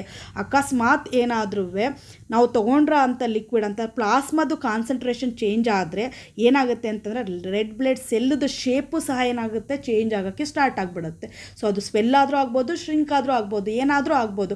ಸೊ ಅಲ್ಲಿಗೆ ರೆಡ್ ಬ್ಲಡ್ ಸೆಲ್ಲದು ಶೇಪು ಅಥವಾ ಅದು ಹೆಲ್ದಿ ಆಗಿರಬೇಕು ಅಂತಂದರೆ ಯಾವುದ್ರ ಮೇಲೆ ಡಿಪೆಂಡ್ ಆಗಿರುತ್ತೆ, ಪ್ಲಾಸ್ಮಾ ಮೇಲೆ ಡಿಪೆಂಡ್ ಆಗಿರುತ್ತೆ. ಇನ್ನು ಪ್ಲಾಸ್ಮಾ ತೊಗೊಂಡ್ರೆ ನಾನು ಹೇಳಿದೆ ಅದರದ್ದೇ ಆದ ಒಂದು ಕಾನ್ಸಂಟ್ರೇಷನ್ ಇರುತ್ತೆ ಅಂತ. ಈ ಕಾನ್ಸಂಟ್ರೇಷನನ್ನು ನಾನೇನಾದರೂ ಸೋಡಿಯಂ ಕ್ಲೋರೈಡ್ ಕಾನ್ಸಂಟ್ರೇಷನ್ಗೆ ಕಂಪೇರ್ ಮಾಡಿದ್ರೆ, ಪ್ಯೂರ್ ಸೋಡಿಯಂ ಕ್ಲೋರೈಡ್ ಕಾನ್ಸಂಟ್ರೇಷನ್ಗೆ ಕಂಪೇರ್ ಮಾಡಿದ್ರೆ ಇದ್ರದ್ದು ಕಾನ್ಸಂಟ್ರೇಷನ್ ಎಷ್ಟಿರುತ್ತೆ ಅಂತಂದರೆ 0.9% ಇರುತ್ತೆ. ಎಷ್ಟಿರುತ್ತೆ ಪ್ಲಾಸ್ಮಾದಲ್ಲಿರೋಂಥ concentration 0.9% compare to the pure sodium chloride. So ಅಲ್ಲಿಗೆ ಇದ್ರದ್ದು ಪ್ಲಾಸ್ಮಾದು 0.9% ಇದೆ ಪ್ಲಾಸ್ಮಾದು ಅಂತಂದರೆ ರೆಡ್ ಬ್ಲಡ್ ಸೆಲ್ಲುದು ಸಹ ಏನಾಗಿರುತ್ತೆ, ಅದು ಸಹ 0.9% ಇರುತ್ತೆ. ಎರಡೂ ಸಹ ಆಸ್ಮೋಟಿಕ್ ಆದರೆ ಮಾತ್ರ ಏನಾಗುತ್ತೆ, ಸೆಲ್ಲು ಸ್ವೆಲ್ಲು ಆಗಲ್ಲ, ಶ್ರಿಂಕು ಆಗಲ್ಲ. ಅದು ಆಲ್ರೆಡಿ ಹೇಳಿದ್ದೀನಿ ಅಲ್ವಾ ನಾನು. ಸೊ ಇಲ್ಲೇನಾಗುತ್ತೆ ಅಂತಂದರೆ ಎರಡೂ ಸಹ ಸೊಲ್ಯೂಷನ್ನು ಮತ್ತು ಅಂದರೆ ರೆಡ್ ಬ್ಲಡ್ ಸೆಲ್ಲು ಮತ್ತು ಪ್ಲಾಸ್ಮಾ ಎರಡೂ ಇಲ್ಲ ಏನಾಗಿರುತ್ತೆ, ಇದು ಐಸೋಟೋನಿಕ್ ಥರ ಇರುತ್ತೆ. ಓಕೆ, ಐಸೋಟೋನಿಕ್ ಥರ ಅಂತಂದರೆ ಎರಡರದ್ದು ಕಾನ್ಸಂಟ್ರೇಷನ್ ಸೇಮ್ ಇರುತ್ತೆ, ಆಸ್ಮೋಟಿಕ್ ಪ್ರೆಷರು ಸಹ ಸೇಮ್ ಇರುತ್ತೆ. ಸೊ ನೆಕ್ಸ್ಟು ದ ಸೊಲ್ಯೂಷನ್ ಇನ್ನು ನೆಕ್ಸ್ಟ್ ಏನೇನು ಮಾಡ್ತೀವಿ ಅಂತಂದರೆ, ಏನು ಇವಾಗ ಪ್ಲಾಸ್ಮಾದಲ್ಲಿ 0.9% ಏನಿತ್ತು, ಓಕೆ, ಈ 0.9% ಕಾನ್ಸಂಟ್ರೇಷನ್ ಇರುತ್ತಲ್ಲ ಅದನ್ನು ನಾವು ನಾರ್ಮಲ್ ಸಲೈನ್ ಅಂತ ಕರಿತೀವಿ. ನಾರ್ಮಲ್ ಸಲೈನ್ ಅಂತಂದರೆ ಏನು, ಎಷ್ಟಿರಬೇಕು, 0.9% ಅದರಲ್ಲಿ ಕಾನ್ಸಂಟ್ರೇಷನ್ ಇರಬೇಕು. Which is isotonic with the fluid inside the human red blood cell. ನಾನು ಹೇಳಿದೆ RBCಲೂ ಸಹ ಸೇಮ್ ಕಾನ್ಸಂಟ್ರೇಷನ್ ಇರುತ್ತೆ ಅಂತ. ಸೊ ಐಸೋಟೋನಿಕ್ ಅಂತ ಕರಿತೀವಿ ಯಾವುದ್ಯಾವುದನ್ನು, ರೆಡ್ ಬ್ಲಡ್ ಸೆಲ್ಲು ಮತ್ತು ಪ್ಲಾಸ್ಮಾನ. Therefore the during the intravenous injection, ನೋಡಿ ಅದಕ್ಕೋಸ್ಕರನೇ ಇಂಟ್ರಾವೇನಸ್ ಇಂಜೆಕ್ಷನ್ ನಮಗೆ ಕೊಡಬೇಕಾದ್ರೆ ಆ ಮೆಡಿಸನ್ ಏನಿರುತ್ತೆ, ಆ ಮೆಡಿಸನ್ನ ಏನು ಮಾಡ್ತಾರೆ ಗೊತ್ತಾ, ಅವರು ಸಲೈನ್ ವಾಟರ್ ಜೊತೆಗೆ ಮಿಕ್ಸ್ ಮಾಡ್ತಾರೆ. ಮಿಕ್ಸ್ ಮಾಡಿ ನಂತರ ಕೊಡ್ತಾರೆ. ಯಾಕೆ ಅಂತಂದರೆ ನಮಗೆ ಕೊಡೋ ಅಂಥ ಇಂಜೆಕ್ಷನ್ ಡೈರೆಕ್ಟಾಗಿ ಪ್ಲಾಸ್ಮಾಕ್ಕೆ ಹೋಗುತ್ತೆ. ಸೊ ಪ್ಲಾಸ್ಮಾದಲ್ಲಿ ಏನಾದರೂ ಕಾನ್ಸಂಟ್ರೇಷನ್ ವೇರಿಯೇಷನ್ ಆಗಿಬಿಟ್ರೆ ಡೈರೆಕ್ಟಾಗಿ ಯಾವುದ್ರ ಮೇಲೆ ಎಫೆಕ್ಟ್ ಆಗುತ್ತೆ, ರೆಡ್ ಬ್ಲಡ್ ಸೆಲ್ ಮೇಲೆ ಎಫೆಕ್ಟ್ ಆಗುತ್ತೆ. ಅದಕ್ಕೋಸ್ಕರ ನಮಗೆ ಕೊಡೋ ಅಂಥ ಇಂಟ್ರಾವೇನಸ್ ಇಂಜೆಕ್ಷನ್ ಏನಿರುತ್ತೆ ಆ ಇಂಜೆಕ್ಷನ್ನ ಸಲೈನ್ ವಾಟರ್ ಅಂತಂದರೆ 0.9% ಸೋಡಿಯಂ ಕ್ಲೋರೈಡ್ ಇರೋ ಅಂಥ ವಾಟ್ರಲ್ಲಿ ಏನು ಮಾಡ್ತಾರೆ ಅಂತಂದರೆ ಮಿಕ್ಸ್ ಮಾಡಿ ನಂತರ ಆ ಇಂಜೆಕ್ಷನ್ನ ಕೊಡ್ತಾರೆ. ಯಾಕೆ ಆ ಥರ ಮಾಡ್ತಾರೆ ಅಂತಂದರೆ this prevent the blood cell from shrinking or bursting. ನಾನು ಹೇಳಿದೆ, ಸೊ ಅದು ಪ್ಲಾಸ್ಮಾದಲ್ಲಿರುತ್ತೆ. ಸೊ ಪ್ಲಾಸ್ಮಾದಲ್ಲಿ ಇರೋದ್ರಿಂದ ಪ್ಲಾಸ್ಮಾದಲ್ಲಿ ಕಾನ್ಸಂಟ್ರೇಷನ್ ವೇರಿಯೇಷನ್ ಆದರೆ ಅದು ಯಾವುದ್ರ ಮೇಲೆ ಎಫೆಕ್ಟ್ ಮಾಡುತ್ತೆ, ರೆಡ್ ಬ್ಲಡ್ ಸೆಲ್ ಮೇಲೆ ಎಫೆಕ್ಟ್ ಮಾಡುತ್ತೆ. ಸೊ ಹೈಪರ್ ಆಗೋಗ್ಬಿಟ್ರೆ ಸೊಲ್ಯೂಷನ್ ಪ್ಲಾಸ್ಮಾ ಏನಾದರೂ ಹೈಪರ್ ಆಗೋಗ್ಬಿಟ್ರೆ ಏನಾಗೋಗ್ಬಿಡುತ್ತೆ, ರೆಡ್ ಬ್ಲಡ್ ಸೆಲ್ಲು ಸಿಂಕ್ ಆಗೋಗ್ಬಿಡುತ್ತೆ. ಅದು ಹೈಪೋ ಆಗಿಬಿಟ್ರೆ ಏನಾಗುತ್ತೆ, ಅದು ಏನಾಗುತ್ತೆ, ಸ್ವೆಲ್ ಆಗೋಗ್ಬಿಡುತ್ತೆ. ಇದು ಎರಡನ್ನೂ ಸಹ ಪ್ರಿವೆಂಟ್ ಮಾಡೋಕ್ಕೋಸ್ಕರ ಏನು ಮಾಡ್ತೀವಿ, ಇಂಟ್ರಾವೆನಸ್ ಇಂಜೆಕ್ಷನ್ ಕೊಡೋದಕ್ಕಿಂತ ಮುಂಚೆ ಆ ಮೆಡಿಸನ್ನ ಸಲೈನ್ ವಾಟರ್ ಅಂತಂದರೆ ಏನಿರುತ್ತೆ ಕಾನ್ಸಂಟ್ರೇಷನು 0.9% ಕಾನ್ಸಂಟ್ರೇಷನ್ ಇರೋ ಅಂಥ ಸೊಲ್ಯೂಷನ್ ಜೊತೆಗೆ ಏನು ಮಾಡ್ತಾರೆ, ಮಿಕ್ಸ್ ಮಾಡಿ ನಂತರ ಇಂಜೆಕ್ಷನ್ ಕೊಡ್ತಾರೆ. ಇವಾಗ ನೋಡೋಣ, ಇದರಲ್ಲಿ 3 ಡಿಫ್ರೆಂಟ್ ಟೈಪ್ಸ್ ನೋಡ್ಬೋದು. ಇವಾಗ ಪ್ಲಾಸ್ಮಾ 0.9% ಅಂತಂದರೆ ಎಕ್ಸಾಕ್ಟಾಗಿ 0.9% ಇರ್ಬೋದು, ಅಥವಾ ಅದಕ್ಕಿಂತ ಮೋರ್ ದೆನ್ 0.9% ಇರ್ಬೋದು. ಆವಾಗ ಅದು ಸೊಲ್ಯೂಷನ್ ಹೈಪರ್ ಆಗುತ್ತೆ, ಅಥವಾ 0.9%ಗಿಂತ ಕಡಿಮೆ ಇರ್ಬೋದು, ಆವಾಗ ಹೈಪೋ ಆಗುತ್ತೆ ಅಲ್ವಾ. ಸೊ ಈ ಪ್ಲಾಸ್ಮಾದ ಏನಿರುತ್ತೆ 0.9%, ಇದನ್ನು ನಾವು ಸೋಡಿಯಂ ಕ್ಲೋರೈಡ್ ಜೊತೆ ಕಂಪೇರ್ ಮಾಡ್ತಾ ಹೋಗೋಣ ನಾವು. ಸೊ ಸೋಡಿಯಂ ಕ್ಲೋರೈಡ್ ತೊಗೊಂಡಾಗ 0.9%, ಅರೆ ರೆಡ್ ಬ್ಲಡ್ ಸೋಡಿಯಂ ಕ್ಲೋರೈಡ್ ಇದರಲ್ಲಿ ಯಾವುದಕ್ಕೆ ಈಕ್ವಲ್ ಆಗಿರುತ್ತೆ, ಪ್ಲಾಸ್ಮಾಗೆ ಈಕ್ವಲ್ ಆಗಿರುತ್ತೆ. ಒಂದು ಇಮೇಜಿನೇಷನ್ಗೆ ಹೋಗಬೇಕು ನಾವು. ಸೊ ಫಸ್ಟ್ ನೋಡೋಣ ನಾವು. ಆ 0.9% solution of the pure sodium chloride is isotonic with the human red blood cell RBC. Therefore in this solution RBC neither swell nor undergo plasmolysis. So ಇವಾಗ RBC ತೊಗೊಂಡಿದ್ದೀವಿ ನಾವು. RBC ತೊಗೊಂಡು ಏನು ಮಾಡ್ತಾ ಇದ್ದೀವಿ ಅಂತಂದರೆ 0.9% ಇರೋ ಅಂಥ ಸೊಲ್ಯೂಷನ್ಗೆ, ಸೋಡಿಯಂ ಕ್ಲೋರೈಡ್ ಸೊಲ್ಯೂಷನಲ್ಲಿ RBCನ ಇಡ್ತಾ ಇದ್ದೀವಿ. ಸೊ RBC ಒಳಗಡೆ ಇರೋ ಅಂಥ concentration 0.9. So sodium chloride percentage 0.9. ಎರಡು ಏನಾಯಿತು, ಐಸೋಟೋನಿಕ್ ಆಯಿತು ಅಂತಂದರೆ ಏನು, ಅಲ್ಲಿಗೆ ಆಸ್ಮೋಟಿಕ್ ಪ್ರೆಷರ್ ಎರಡೂ ಸಹ ಸೇಮ್ ಆಯಿತು. ಸೊ ಅಲ್ಲಿಗೆ ಏನಾಗುತ್ತೆ ಅಂತಂದರೆ ಅಲ್ಲಿಗೆ ಸ್ವೆಲ್ಲು ಆಗಲ್ಲ, ಅದು ಶ್ರಿಂಕು ಸಹ ಆಗಲ್ಲ ಓಕೆ.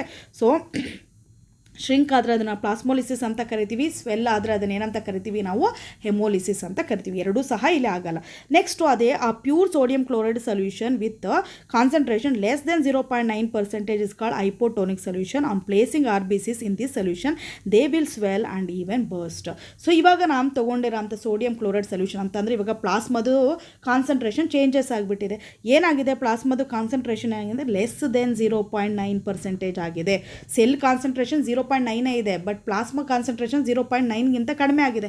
ಅದನ್ನೇನಂತ ಕರಿತೀವಿ ನಾವು, ಹೈಪೋಟೋನಿಕ್ ಅಂತ ಕರಿತೀವಿ. ನಿಮ್ಗೆ ಆಲ್ರೆಡಿ ಗೊತ್ತಿದೆ, ಹೈಪೋಟೋನಿಕಲ್ಲಿ ಸೆಲ್ ಇಟ್ಟರೆ ಏನಾಗುತ್ತೆ, ಸೆಲ್ ಏನಾಗುತ್ತೆ, ಸ್ವೆಲ್ ಆಗುತ್ತೆ. ಯಾಕೆಂತಂದರೆ ವಾಟರ್ ಮಾಲಿಕ್ಯೂಲ್ಸ್ ಏನಾಗುತ್ತೆ, ಸೊಲ್ಯೂಷನ್ಸಿಂದ ಯಾವ ಕಡೆಗೆ ಮೂವ್ ಆಗೋಕ್ಕೆ ಸ್ಟಾರ್ಟ್ ಆಗುತ್ತೆ ಅಂತಂದರೆ ನಮಗೆ ಸೆಲ್ ಕಡೆಗೆ ಮೂವ್ ಆಗೋಕ್ಕೆ ಸ್ಟಾರ್ಟ್ ಆಗುತ್ತೆ. ಆವಾಗ ಏನಾಗುತ್ತೆ, ಅದು ಸ್ವೆಲ್ ಆಗುತ್ತೆ. ಸ್ವೆಲ್ ಆಗಿ ಕೊನೆಗೆ ಏನಾಗುತ್ತೆ, RBC ಏನಾಗುತ್ತೆ, ರೆಡ್ ಬ್ಲಡ್ ಸೆಲ್ ಏನಾಗುತ್ತೆ, ಬರ್ಸ್ಟ್ ಆಗೋಗ್ಬಿಡುತ್ತೆ. ಸೊ ಹೈಪೋಟೋನಿಕ್ ಸೊಲ್ಯೂಷನಲ್ಲಿ ಸೆಲ್ ಏನಾಗುತ್ತೆ, ಸ್ವೆಲ್ ಆಗಿ ಲಾಸ್ಟ್ ಫೈನಲ್ ಎಲ್ಲ ಏನಾಗುತ್ತೆ, ಬರ್ಸ್ಟ್ ಆಗುತ್ತೆ. ಸೊ ಅದೇ ಥರ ಆ pure sodium chloride solution with concentration more than 0.9% is called hypertonic solution. So ಅದೇ ಥರ ನಾವೇನಾದ್ರೂ ಪ್ಲಾಸ್ಮಾದು ಅಂತಂದರೆ ಸೋಡಿಯಂ ಕ್ಲೋರೈಡ್ ಕಾನ್ಸಂಟ್ರೇಷನ್ ಏನಿತ್ತು ಅದು ಗ್ರೇಟರ್ ದೆನ್ 0.9% ತೊಗೊಂಡಾಗ ಸೊ ಅದನ್ನು ಏನಂತ ಕರಿತೀವಿ, ಹೈಪರ್ಟೋನಿಕ್ ಅಂತ ಕರಿತೀವಿ. ನಿಮ್ಗೆ ಗೊತ್ತಿದೆ, ಹೈಪರ್ಟೋನಿಕ್ ಸೊಲ್ಯೂಷನಲ್ಲಿ ಸೆಲ್ ಇಟ್ಟರೆ ಏನಾಗುತ್ತೆ, ಸೆಲ್ಲು ಸಿಂಕ್ ಆಗುತ್ತೆ. ಯಾಕೆ ಸಿಂಕ್ ಆಗುತ್ತೆ ಅಂತಂದರೆ ಸೆಲ್ಲಿಲ್ಲ ಇರೋವಂಥ ವಾಟರ್ ಮಾಲಿಕ್ಯೂಲ್ಸ್ ಎಲ್ಲ ಯಾವ ಕಡೆ ಮೂವ್ ಆಗೋಕ್ಕೆ ಸ್ಟಾರ್ಟ್ ಆಗುತ್ತೆ, ಸೊಲ್ಯೂಷನ್ ಕಡೆ ಮೂವ್ ಆಗೋಕ್ಕೆ ಸ್ಟಾರ್ಟ್ ಮಾಡುತ್ತೆ. On placing the RBCs in these solutions they shrink due to plasmolysis. So ಅವು ಶ್ರಿಂಕ್ ಆಗೋಕ್ಕೆ ಸ್ಟಾರ್ಟ್ ಆಗುತ್ತೆ. ಆ ಪ್ರೋಸೆಸ್ಗೆ ಏನಂತ ಕರೀತೀವಿ, ಪ್ಲಾಸ್ಮೋಲಿಸಿಸ್. ಸೊ ಪ್ಲಾಸ್ಮೋಲಿಸಿಸ್ ಪ್ರೋಸೆಸ್ಸಿಂದ ಏನಾಗುತ್ತೆ ಅಂತಂದರೆ ಸೆಲ್ಗಳು ಶ್ರಿಂಕ್ ಆಗುತ್ತೆ. ಓಕೆ. ಸೊ ನೆನ್ಪಿಟ್ಕೋಬೇಕಾಗಿರೋದೇನು, ಹೈಪರ್. ಓಕೆ, ಹೈಪರಲ್ಲಿ ಏನಾಗುತ್ತೆ, ಹೈಪರ್ಟೋನಿಕ್ ಸೊಲ್ಯೂಷನಲ್ಲಿ ಇಟ್ಟರೆ ಏನಾಗುತ್ತೆ ಅಂತಂದರೆ ಸೆಲ್ ಏನಾಗುತ್ತೆ, ಶ್ರಿಂಕ್ ಆಗುತ್ತೆ. ಓಕೆ, ಶ್ರಿಂಕ್ ಆಗುತ್ತೆ. ಸೊ ಅದೇ ನೀವು ಹೈಪೋಟೋನಿಕಲ್ ಇಟ್ಟರೆ, ಓಕೆ, ಹೈಪೋಟೋನಿಕಲ್ ಇಟ್ಟರೆ ಏನಾಗುತ್ತೆ, ಇಲ್ಲಿ ಸ್ವೆಲ್ ಆಗುತ್ತೆ. ಇದೆರಡು ನೆನ್ಪಿಟ್ಕೋಬೇಕಾಗಿರೋದು. ನೆಕ್ಸ್ಟು ಆ proper osmotic pressure balance inside and outside the cell of the organism. Okay, maintained by Na+ and K+ ions. So sodium and potassium ions ತುಂಬ ಇಂಪಾರ್ಟೆಂಟ್. ನಿಮ್ಗೆ ಗೊತ್ತಿದೆ, ಮಸಲ್ ಕಾಂಟ್ರಾಕ್ಷನು ರಿಲ್ಯಾಕ್ಸೇಷನು ಸಹ ಇದು ತುಂಬ ಇಂಪಾರ್ಟೆಂಟ್ ಆಗಿರುತ್ತೆ ನಮಗೆ. ಅದೇ ಥರ ಇಲ್ಲಿ ಆಸ್ಮೋಟಿಕ್ ಪ್ರೆಷರ್ನ ಮೇಂಟೈನ್ ಮಾಡೋಕ್ಕೂ ಸಹ ನಮಗೆ ಸೋಡಿಯಂ ಮತ್ತು ಪೊಟ್ಯಾನ್ಷಿಯಮು ತುಂಬ ಇಂಪಾರ್ಟೆಂಟ್ ಆಗಿರುತ್ತೆ. Okay. Next some phenomena on the basis of osmosis. So osmosis basic ಮೇಲೆ ಕೆಲವು ಫೆನೋಮೆನಗಳು ಹೇಳೋದಾದರೆ, ಇವಾಗ ನಮ್ಮ ಮನೆಗಳಲ್ಲೆಲ್ಲ ಪಿಕಲ್ಸ್ಗಳು ಮಾಡ್ತಾ ಇರ್ತಾರೆ. ಹೇಗೆ ಮಾಡ್ತಾರೆ ನಿಮ್ಗೆ ಆಲ್ರೆಡಿ ಗೊತ್ತಿರುತ್ತೆ. ಮ್ಯಾಂಗೋ ಪಿಕಲ್ ಮಾಡ್ಬೋದು, ಅಥವಾ ಲೆಮನ್ ಯಾವುದೇ ಮಾಡಬೇಕಾದ್ರೂ ಏನು ಮಾಡ್ತಾರೆ, ಕಟ್ ಮಾಡಿ ಏನು ಮಾಡ್ತಾರೆ ಅಂತಂದರೆ ಒಂದು ಪಿಂಗಾಣಿ ಬಾಟಲ್ ಜೊತೆಗೆ ಅಲ್ಲಿ ಉಪ್ಪು ಹಾಕಿರ್ತಾರೆ, ಸಾಲ್ಟ್ ಹಾಕ್ತಾರೆ. ಸಾಲ್ಟ್ ಹಾಕಿ ತುಂಬ ದಿನ ತನಕ ಏನು ಮಾಡ್ತಾರೆ, ಬೆಳಗಿನ ಸಂಜೆ ತನಕ ಬಿಸಿಲಲ್ಲಿ ಇಡ್ತಾರೆ. ಅದೊಂದು ಕ್ಲಾತನ್ನು ಕವರ್ ಮಾಡಿ ಬಿಸಿಲಲ್ಲಿ ಇಡ್ತಾರೆ. ಮತ್ತೆ ಏನು ಮಾಡ್ತಾ ಇರ್ತಾರೆ, ಆಗಾಗ ಶೇಕ್ ಮಾಡ್ತಾ ಇರ್ತಾರೆ. ನಿಮ್ಗೆ ಗೊತ್ತಿದೆ. ಸೊ ಏನಾಗುತ್ತೆ ಇಲ್ಲಿ ಅಂತಂದರೆ, ಉಪ್ಪಿನಕಾಯಿಗೆ ಅಂತ ಏನು ಯೂಸ್ ಮಾಡಿದ್ದೋ ನಾವು, ಲೆಮನ್ ಇರ್ಬೋದು ಅಥವಾ ಮ್ಯಾಂಗೋ ಏನು ಕಟ್ ಮಾಡಿ ಹಾಕಿದ್ದು, ಅದ್ರದ್ದು ಸೈಜ್ ಏನಾಗ್ತಾ ಇರುತ್ತೆ, ಶ್ರಿಂಕ್ ಆಗೋಗ್ಬಿಡುತ್ತೆ. ಉಪ್ಪಿನಕಾಯಿ ಮಾಡ್ಬೇಕಾದ್ರೆ ಉಪ್ಪು ಹಾಕಿರ್ತೀವಲ್ಲ, ಆ ಪ್ರೋಸೆಸ್ ನಡಿಬೇಕಾದ್ರೆ ಶ್ರಿಂಕ್ ಆಗುತ್ತೆ. ಶ್ರಿಂಕ್ ಆಗಿ ನಂತರ ಏನಾಗುತ್ತೆ, ಅದರಲ್ಲಿರೋ ವಾಟರ್ ಮಾಲಿಕ್ಯೂಲ್ಸ್ ಎಲ್ಲ ತೆಗೆದು, ಇಲ್ಲಾಂದರೆ ಸ್ಪಾಯ್ಲ್ ಆಗೋಗ್ಬಿಡುತ್ತೆ ಅಲ್ವಾ. ನಿಮಗೆ ಸ್ಪಾಯ್ಲ್ ಆಗದೆ ಇರಬೇಕು ಅಂತಂದರೆ ಏನು ಮಾಡಬೇಕು, ಅದರಲ್ಲಿರೋಂಥ ವಾಟರ್ ಕಂಟೆಂಟನ್ನೆಲ್ಲ ರಿಮೂವ್ ಮಾಡಬೇಕು. ಇಲ್ಲಿ ಯೂಸ್ ಮಾಡೋ ಅಂಥ ಪ್ರೋಸೆಸ್ ಯಾವುದೋ ಆಸ್ಮೋಸಿಸ್ ಪ್ರೋಸೆಸ್ಸನ್ನು ಯೂಸ್ ಮಾಡ್ತೀವಿ ನಾವು. ನಮಗೆ ಗೊತ್ತಿದ್ದೋನೋ ಗೊತ್ತಿಲ್ಲದೇನೋ ಏನು ಮಾಡ್ತಾ ಇರ್ತೀವಿ ನಾವು, ಇಲ್ಲಿ ಆಸ್ಮೋಸಿಸ್ ಪ್ರೋಸೆಸ್ಸನ್ನು ಯೂಸ್ ಮಾಡ್ತಾ ಇದ್ದೀವಿ. ಸೊ ರಾ ಮ್ಯಾಂಗೋಸ್ ಶ್ರಿವೆಲ್ ಅಂದರೆ ಶ್ರಿಂಕ್ ಆಗುತ್ತೆ into pickle when placed in concentrated common salt solutions brain. ನೋಡಿ, ಸಾಲ್ಟ್ ಸೊಲ್ಯೂಷನ್ನ ಬ್ರೈನ್ ಸೊಲ್ಯೂಷನ್ ಅಂತಲೂ ಕರೀತಾರೆ. ಇಲ್ಲಿ ಯಾವಾಗಲೂ ಅಷ್ಟೇ ಸಾಲ್ಟ್ ಸೊಲ್ಯೂಷನ್ನ ಬ್ರೈನ್ ಸೊಲ್ಯೂಷನ್ ಅಂತ ಕರಿತೀವಿ. ಸೊ ಇಲ್ಲಿ ಮ್ಯಾಂಗೋ ಅಥವಾ ಲೆಮನ್ ಯಾವುದೇ ಒಂದನ್ನು ನಾವು ಸಾಲ್ಟ್ ಸೊಲ್ಯೂಷನ್ ಇಟ್ಟಾಗ ಏನಾಗುತ್ತೆ ಅಂತಂದರೆ, ಸಾಲ್ಟ್ ಸೊಲ್ಯೂಷನ್ ಇಲ್ಲಿ ಹೈಪರ್ ಥರ ಆ್ಯಕ್ಟ್ ಹೈಪರ್ಟೋನಿಕ್ ಸೊಲ್ಯೂಷನ್ ಜೊತೆ ಥರ ಇರುತ್ತೆ. ಸೊ ಇಲ್ಲೇನಾಗುತ್ತೆ ಅಂತಂದರೆ, ವಾಟರ್ ಏನು ಮ್ಯಾಂಗೋದಲ್ಲೆಲ್ಲ ಇತ್ತು, ವಾಟರ್ ಏನು ಪ್ರೆಸೆಂಟ್ ಇತ್ತು, ಅದೆಲ್ಲ ಏನಾಗುತ್ತೆ ಸೊಲ್ಯೂಷನ್ಸ್ ಕಡೆಗೆ ಮೂವ್ ಆಗೋಕ್ಕೆ ಸ್ಟಾರ್ಟ್ ಮಾಡುತ್ತೆ. This is due to outflow of water through the semipermeable membrane of the mangoes due to osmosis. So osmosis ಪ್ರೋಸೆಸ್ಸಿಂದ ಏನಾಗುತ್ತೆ ಅಂತಂದರೆ, ಮ್ಯಾಂಗೋ ಅಥವಾ ಲೆಮನ್ ಏನೇ ತೊಗೊಂಡಿದ್ರು ಅದರಲ್ಲಿ ಇರೋಂಥ ವಾಟರ್ ಕಂಟೆಂಟ್ ಎಲ್ಲ ಏನಾಗುತ್ತೆ ಸೊಲ್ಯೂಷನ್ಸ್ ಕಡೆಗೆ ಮೂವ್ ಆಗೋಕ್ಕೆ ಸ್ಟಾರ್ಟ್ ಮಾಡುತ್ತೆ through the semipermeable membrane. So ಪ್ರತಿಯೊಂದು ಲಿವಿಂಗ್ ಆರ್ಗನಿಸಮ್ಸಲ್ಲಿ ಅಥವಾ ಫ್ರೂಟ್ಸ್ಗಳು, ವೆಜಿಟೇಬಲ್ಸ್ ಏನೇ ತೊಗೊಂಡ್ರು ಅದರಲ್ಲಿ ಸೆಮಿಪರ್ಮಿಯಬಲ್ ಮೆಂಬ್ರೇನ್ ಇರುತ್ತಲ್ಲ, that act as an semipermeable membrane. So next ತೊಗೊಂಡ್ರೆ ವಿಲ್ಟೆಡ್ ಅಥವಾ weathered flowers revive when placed in fresh water. So ನಾವು ಒಣಗೋಗಿರೋ ಅಂತ ನೋಡಿ ಈ ಥರ ಇರುತ್ತೆ ಅಂದ್ಕೊಳ್ಳಿ ಅಲ್ವಾ. ಸೊ ಫ್ಲವರ್ ಒಂದು ಸ್ವಲ್ಪ ಒಣಗೋದ್ರೆ ಯಾವ ಥರ, ಈ ಥರ ಇರುತ್ತೆ. ಸೊ ಇದನ್ನು ನಾವೇನು ಮಾಡ್ತೀವಿ ಅಂತಂದರೆ, ಫ್ರೆಶ್ ವಾಟ್ರಲ್ಲಿ ಇಟ್ಟಾಗ ಏನಾಗುತ್ತೆ, ದಿಸ್ ಈಸ್ ಫ್ರೆಶ್ ವಾಟರ್ ಇಟ್ಟ ತಕ್ಷಣ ಏನಾಗುತ್ತೆ ರಿವೈವ್ ಅಂತಂದರೆ ಏನೋ ರೀಸ್ಟೋರ್ ಆಗುತ್ತೆ, ಸ್ವಲ್ಪ ರೀಫ್ರೆಶ್ ಆಗುತ್ತೆ, ಮತ್ತು ಏನಾಗುತ್ತೆ ಅಂತಂದರೆ ಅದರಲ್ಲಿರೋಂಥ ಫ್ರೆಶ್ನೆಸ್ಸು ಮತ್ತೆ ಬರುತ್ತೆ ಅಂತ. ಓಕೆ, ಅಂದರೆ ಫುಲ್ ಕಂಪ್ಲೀಟಾಗಿ ಬರದೇ ಇರ್ಬೋದು, ಬಟ್ ಆದರೆ ಒಣಗೋಗಿರೋದು ಏನಾಗುತ್ತೆ ಒಂದು ಸ್ವಲ್ಪ ಆದರೂ ರಿಫ್ರೆಶ್ ಆಗುತ್ತೆ. ಇದು ಯಾಕಾಗುತ್ತೆ ಅಂತಂದರೆ ನೋಡಿ ಇಲ್ಲಿ, ಸೊ ಯಾಕೆ ವಾಟರ್ ಮಾಲಿಕ್ಯೂಲ್ಸ್ ಇವಾಗ ಏನಾಗ್ತಾ ಇದೆ ಅಂತಂದರೆ ನಾವು ಪ್ಯೂರ್ ವಾಟರ್ ತೊಗೊಂಡಿದ್ದೀವಿ. ಪ್ಯೂರ್ ವಾಟರ್ ಅಂತಂದರೆ ಕಾನ್ಸಂಟ್ರೇಷನ್ ಏನಾಗಿರುತ್ತೆ ಲೋವರ್ ಇರುತ್ತೆ, ಆಸ್ಮೋಟಿಕ್ ಪ್ರೆಷರು ಸಹ ಅದರದ್ದು ಕಡಿಮೆ ಇರುತ್ತೆ. ಈ ಪ್ಯೂರ್ ವಾಟರು ಯಾವ ಥರ ವರ್ಕ್ ಮಾಡ್ತಾ ಇರುತ್ತೆ ಅಂತಂದರೆ ನೋಡಿ ಹೈಪೋಟೋನಿಕ್ ಸೊಲ್ಯೂಷನ್ ಥರ ವರ್ಕ್ ಮಾಡಿರುತ್ತೆ. ಹೈಪೋಟೋನಿಕ್ ಸೊಲ್ಯೂಷನ್ ಅಂತಂದರೆ ನಿಮ್ಗೆ ಗೊತ್ತಿದೆ, ಹೈಪೋಟೋನಿಕ್ ಸೊಲ್ಯೂಷನ್ ಕಡೆಯಿಂದ ವಾಟರ್ ಏನಾಗುತ್ತೆ ಮೂವ್ ಆಗೋಕ್ಕೆ ಸ್ಟಾರ್ಟ್ ಮಾಡುತ್ತೆ. ಸೊ ಏನಾಗುತ್ತೆ ಇಲ್ಲಿ ವಾಟರ್ ಎಲ್ಲ ಏನಾಗುತ್ತೆ semi permeable membrane through flower ಒಳಗಡೆಗೆ ಮೂವ್ ಆಗೋಕ್ಕೆ ಸ್ಟಾರ್ಟ್ ಮಾಡುತ್ತೆ. ಸ್ಟಾರ್ಟ್ ಆಗ್ತಾ ಇದ್ದಂಗೆ ವಿಲ್ಟೆಡ್ ಅಥವಾ ವೆದರ್ಡ್ ಫ್ಲವರ್ಸ್ ಏನಿತ್ತು ಅದು ರಿವೈವ್ ಆಗುತ್ತೆ ಇಲ್ಲಿ. Okay, flowers through their semipermeable membrane, ಇಲ್ಲೂ ಸಹ ಆಸ್ಮೋಸಿಸ್ ವರ್ಕ್ ಆಗುತ್ತೆ. So next third one, limped carrots become firm again when placed in water. So limped carrot ಅಂತಂದರೆ ಏನು ಅಂತಂದರೆ ನೋಡಿ, ಕ್ಯಾರೆಟ್ ಇವಾಗ ಮನೇಲಿ ತಂದು ನಾವು ತುಂಬ ದಿನ ತನಕ ಹೊರಗಡೆನೇ ಇಟ್ಟಿದ್ರೆ ಏನಾಗುತ್ತೆ ಅಂತಂದರೆ ಅದರಲ್ಲಿರೋಂಥ ವಾಟರ್ ಕಂಟೆಂಟ್ ಎಲ್ಲ ಅಟ್ಮಾಸ್ಫಿಯರಿಗೆ ಕೊಟ್ಟೋಗ್ಬಿಡುತ್ತೆ. ಸೊ ಅಟ್ಮಾಸ್ಫಿಯರ್ಗೆ ಹೋದಾಗ ಏನಾಗುತ್ತೆ ಅಂತಂದರೆ ಅದೊಂದು ಸ್ವಲ್ಪ ಶ್ರಿಂಕ್ ಆದಂಗೆ ಆಗಿರುತ್ತೆ, ತುಂಬ ಸಾಫ್ಟ್ ಥರ ಆಗೋಗಿರುತ್ತೆ, ಒಂದು ಕ್ರಿಸ್ಪಿನೆಸ್ಸು ಆ ಥರ ಇರೋದಿಲ್ಲ ನೋಡಿ, ಈ ಥರ ಇರುತ್ತೆ. ಸೊ ಈ ಥರ ಇದ್ರೆ ಇದನ್ನು ಲಿಂಪ್ಡ್ ಕ್ಯಾರೆಟ್ ಅಂತ ಕರಿತೀವಿ. ಈ ಕ್ಯಾರೆಟನ್ನು ವಾಟರ್ಗೆ ಹಾಕಿದ್ರೆ ಏನಾಗುತ್ತೆ ಅಂತಂದರೆ ನೋಡಿ, ವಾಟರ್ಗೆ ಹಾಕ್ತಾ ಇದ್ದಂಗೆ ಏನಾಗುತ್ತೆ ಸ್ವಲ್ಪ ಫ್ರೆಶ್ನೆಸ್ಸು ಮತ್ತೆ ಏನಾಗುತ್ತೆ ರೀಗೈನ್ ಆಗುತ್ತೆ ಅದಕ್ಕೆ. ಸೊ ಇಲ್ಲಿ ನೋಡಿ, so carrots become limp due to, limp ಯಾಕಾಗುತ್ತೆ ಅಂತಂದರೆ loss of water to atmosphere. So ಒಳಗಡೆ ಕ್ಯಾರೆಟ್ ಒಳಗಡೆ ಇರೋಂಥ ವಾಟರ್ ಎಲ್ಲ ಏನಾಗುತ್ತೆ ಅಂತಂದರೆ ಅಟ್ಮಾಸ್ಫಿಯರ್ಗೆ ಹೊಟ್ಟೋಗ್ಬಿಡುತ್ತೆ. ಸೊ ಆದ್ದರಿಂದ ಏನಾಗುತ್ತೆ ಅಂತಂದರೆ ಕ್ಯಾರೆಟ್ ಏನಾಗುತ್ತೆ ಲಿಂಪ್ ಆಗುತ್ತೆ. So when placed in water, ಮತ್ತು ವಾಟ್ರಲ್ಲಿ ಇಟ್ಟಾಗ ಏನಾಗುತ್ತೆ water flows into them due to osmosis and they become firm again. So ಏನಾಗುತ್ತೆ ಇವಾಗ ಅಂತಂದರೆ, ಸೊ ಇಲ್ಲಿ ನೋಡಿ ಫಸ್ಟು ಟೈಮು ನಾವು ಫ್ರೆಶ್ ಕ್ಯಾರೆಟ್ ತೊಗೊಂಡಾಗ ಏನಾಗುತ್ತೆ ಅಂತಂದರೆ ವಾಟರ್ ಕಂಟೆಂಟು ಒಳಗಡೆ ಜಾಸ್ತಿ ಇರುತ್ತೆ. ಓಕೆ, ಆ ಕ್ಯಾರೆಟ್ ಒಳಗಡೆ ವಾಟರ್ ಕಂಟೆಂಟ್ ಜಾಸ್ತಿ ಇರುತ್ತೆ. ಆಸ್ಮೋಟಿಕ್ ಪ್ರೆಷರ್ ಏನಾಗುತ್ತೆ ಅಂತಂದರೆ ಕ್ಯಾರೆಟಲ್ಲಿ ಕಡಿಮೆ ಇರುತ್ತೆ. ಯಾವಾಗ ಫ್ರೆಶ್ದು ತೊಗೊಂಡಾಗ ಆಸ್ಮೋಟಿಕ್ ಪ್ರೆಷರು ಕ್ಯಾರೆಟ್ ಒಳಗಡೆ ಕಡಿಮೆ ಇರುತ್ತೆ, ಅಟ್ಮಾಸ್ಫಿಯರಲ್ಲಿ ಜಾಸ್ತಿ ಇರುತ್ತೆ. ಆಟೋಮೆಟಿಕ್ ಆವಾಗ ಏನಾಗುತ್ತೆ ಕಡಿಮೆಯಿಂದ ಜಾಸ್ತಿ ಕಡೆಗೆ ಏನಾಗುತ್ತೆ ವಾಟರ್ ಮಾಲಿಕ್ಯೂಲ್ಸ್ ಮೂವ್ ಆಗೋಕ್ಕೆ ಸ್ಟಾರ್ಟ್ ಆಗುತ್ತೆ. ಅಂತಂದರೆ ನಮ್ಮಲ್ಲಿ ಕ್ಯಾರೆಟಲ್ಲಿ ಇರೋಂಥ ವಾಟರ್ ಎಲ್ಲ ಏನಾಗುತ್ತೆ ಅಟ್ಮಾಸ್ಫಿಯರಿಗೆ ಹೊಟ್ಟೋಗ್ಬಿಡುತ್ತೆ. ಹೋದಾಗ ಏನಾಗುತ್ತೆ ಅಂತಂದರೆ ಅದು ತುಂಬ ಶ್ರಿಂಕ್ ಥರ ಆಗುತ್ತೆ, ಅದನ್ನು ನಾವು ಲಿಂಪ್ಡ್ ಕ್ಯಾರೆಟ್ ಅಂತ ಕರಿತೀವಿ. ಸೊ ಈ ಲಿಂಪ್ಡ್ ಕ್ಯಾರೆಟನ್ನು ತೊಗೊಂಡು ನಾನು ವಾಟರಲ್ಲಿ ಇಟ್ಟಾಗ, ಓಕೆ, ಇಲ್ಲಿ ವಾಟರ್ ಯಾವ ಥರ ಆ್ಯಕ್ಟ್ ಮಾಡ್ತಾ ಇರುತ್ತೆ ಹೈಪೋಟೋನಿಕ್ ಸೊಲ್ಯೂಷನ್ ಥರ ಆ್ಯಕ್ಟ್ ಮಾಡುತ್ತೆ. ಅಂದರೆ ಹೈಪೋಟೋನಿಕ್ ಸೊಲ್ಯೂಷನ್ ಅಂತಂದರೆ ಏನು, ಆಸ್ಮೋಟಿಕ್ ಪ್ರೆಷರ್ ಏನಾಗಿರುತ್ತೆ ಇದರಲ್ಲಿ ಕಡಿಮೆ ಇರುತ್ತೆ.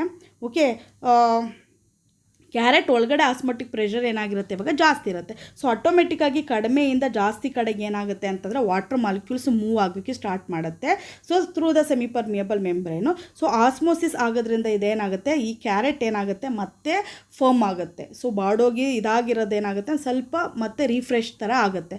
ಸೊ ಅದನ್ನೇ ಅಂತ ಕರಿತೀವಿ ಫರ್ಮ್ ಆಗುತ್ತೆ. ಸೊ ಇಲ್ಲೂ ಸಹ ಏನಾಗ್ತಾ ಇದೆ ಅಂತಂದರೆ ಆಸ್ಮೋಸಿಸ್ಸು ತುಂಬ ಇಂಪಾರ್ಟೆಂಟ್ ರೋಲ್ನ ಪ್ಲೇ ಮಾಡ್ತಾ ಇದೆ.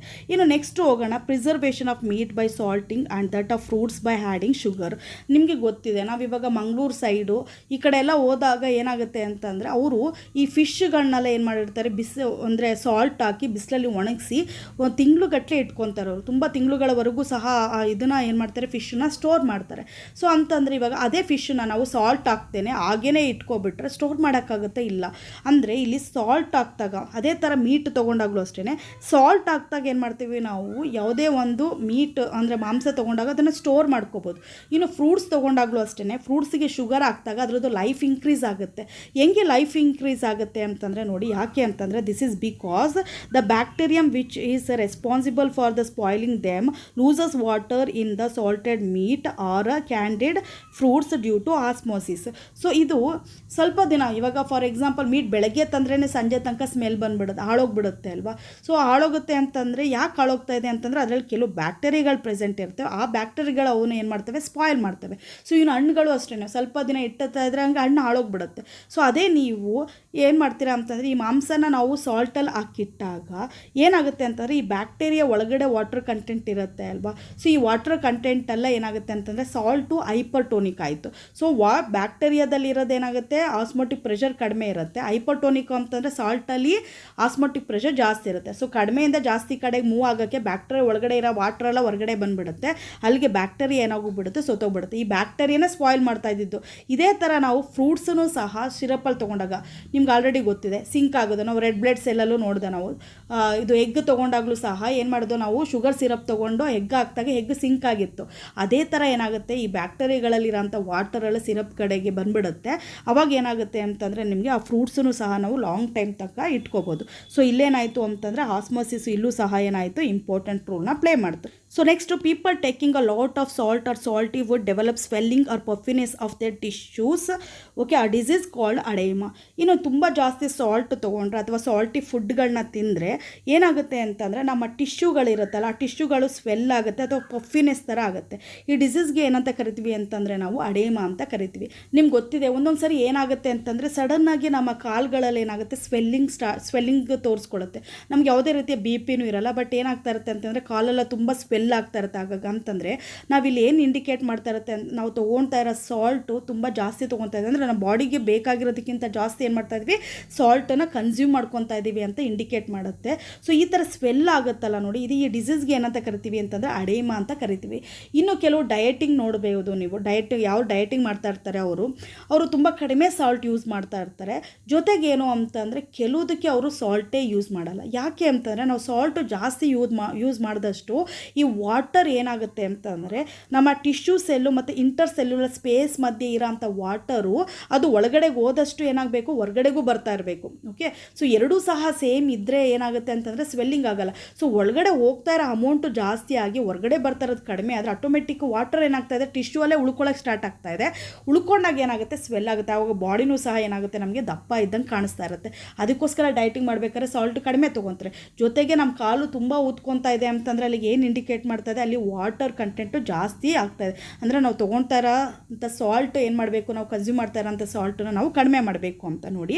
ಇಲ್ಲಿ ವಾಟರ್ ತೊಗೊತಾ ಇದ್ದಾಗ ನಾವು ಸೆಲ್ ತೊಗೊಂಡಾಗ ಈ ಟಿಶ್ಯೂ ಸೆಲ್ ತೊಗೊಂಡಾಗ ಮತ್ತು ಇಂಟರ್ ಸೆಲ್ಯುಲರ್ ಸ್ಪೇಸ್ ಇದೆರಡು ತೊಗೊಂಡಾಗ ಇಂಟರ್ ಸೆಲ್ಯುಲರ್ ಸ್ಪೇಸ್ ಒಳಗಡೆ ಹೋಗ್ತಾ ಇರೋಂಥ ವಾಟರ್ ಕಂಟೆಂಟು ನಾರ್ಮಲ್ ಫೀಡ್ ತೊಗೊಂಡಾಗ ಹೊರಗಡೆ ಬರ್ತಾ ಇರೋದು ಸಹ ಸೇಮ್ ಇರುತ್ತೆ. ಬಟ್ ಅದೇ ಆಸ್ಮೋಸಿಸ್ ಸಾಲ್ಟ್ ಜಾಸ್ತಿ ತೊಗೊಂಡಾಗ ಅಲ್ಲಿ ಆಸ್ಮೋಸಿಸ್ ಪ್ರೋಸೆಸ್ಸಿಂದ ಏನಾಗ್ತಾ ಇದೆ ಅಂತಂದರೆ ನೋಡಿ, ಹೋಗ್ತಾ ಇರೋ ಅಮೌಂಟು ಜಾಸ್ತಿ ಇರುತ್ತೆ. ಓಕೆ, ಒಳಗಡೆಗೆ ಹೋಗ್ತಾ ಇರೋ ಅಮೌಂಟು ಜಾಸ್ತಿ ಇರುತ್ತೆ. ಇಂಟರ್ ಸೆಲ್ಯುಲರ್ ಸ್ಪೇಸಿಗೆ ಹೋಗ್ತಾ ಇರೋ ಅಮೌಂಟು ವಾಟ್ರದ್ದು ಜಾಸ್ತಿ ಇರುತ್ತೆ. ಬಟ್ ಹೊರಗಡೆ ಬರ್ತಾ ಇರೋದು ಏನಾಗಿರುತ್ತೆ, ಕಡಿಮೆ ಆಗಿರುತ್ತೆ. ಸೊ ಅವಾಗ ಏನಾಗುತ್ತೆ ಅಂತಂದರೆ ನಮ್ಮ ಟಿಶ್ಯೂ ಸೆಲ್ಲು ಮತ್ತು ಇಂಟರ್ ಸೆಲ್ಯುಲರ್ ಸ್ಪೇಸಲ್ಲಿ ವಾಟ್ರ್ ಏನಾಯಿತು, ಹಾಗೆ ಉಳ್ಕೊಳ್ಳೋಕೆ ಸ್ಟಾರ್ಟ್ ಆಯಿತು. ಉಳ್ಕೊತಾ ಇದ್ದಂಗೆ ಸ್ವೆಲ್ ಆಗುತ್ತೆ. ಸೊ ಈ ಡಿಸೀಸ್ಗೆ ಏನಂತ ಕರಿತೀವಿ, ಅಡೇಮಾ ಅಂತ ಕರಿತೀವಿ ನಾವು. ಸೊ ಇಷ್ಟು ಇವತ್ತಿನ ದಿನದ ಕಾನ್ಸೆಪ್ಟು. ಸೊ ನಾನು ಎಕ್ಸ್ಪ್ಲೇನ್ ಮಾಡಿರೋಂಥ ಕಾನ್ಸೆಪ್ಟ್ ನಿಮಗೆ ನೀಟಾಗಿ ಅರ್ಥ ಆಗಿದೆ ಅನ್ಕೊತೀನಿ ನಾನು. ಸೊ ನೆಕ್ಸ್ಟ್ ವೀಡಿಯೋದಲ್ಲಿ ಏನೇನು ಎಕ್ಸ್ಪ್ಲೇನ್ ಮಾಡ್ತಾ ಇದ್ದೀನಿ ಅಂತಂದರೆ determination of molecular mass from osmotic pressure measurement ಮತ್ತು ನ್ಯೂಮೆರಿಕಲ್ ಪ್ರಾಬ್ಲಮು. ಮಾಲಿಕ್ಯುಲರ್ ಮಾಸನ್ನು ಯಾವ ಥರ ಡಿಟರ್ಮಿನೇಷನ್ ಮಾಡೋದು, ಆಸ್ಮೋಟಿಕ್ ಪ್ರೆಷರ್ ಮೆಜರ್ ಮಾಡಿ ಅಂತ, ಅದ್ರ ಜೊತೆಗೆ ಅದ್ರ ರಿಲೇಟೆಡ್ ನ್ಯೂಮೆರಿಕಲ್ ಪ್ರಾಬ್ಲಮ್ನೂ ಸಹ ಸಾಲ್ವ್ ಮಾಡ್ತಾ ಇದ್ದೀನಿ ನಾನು. So thank you so much for watching this video. All the best.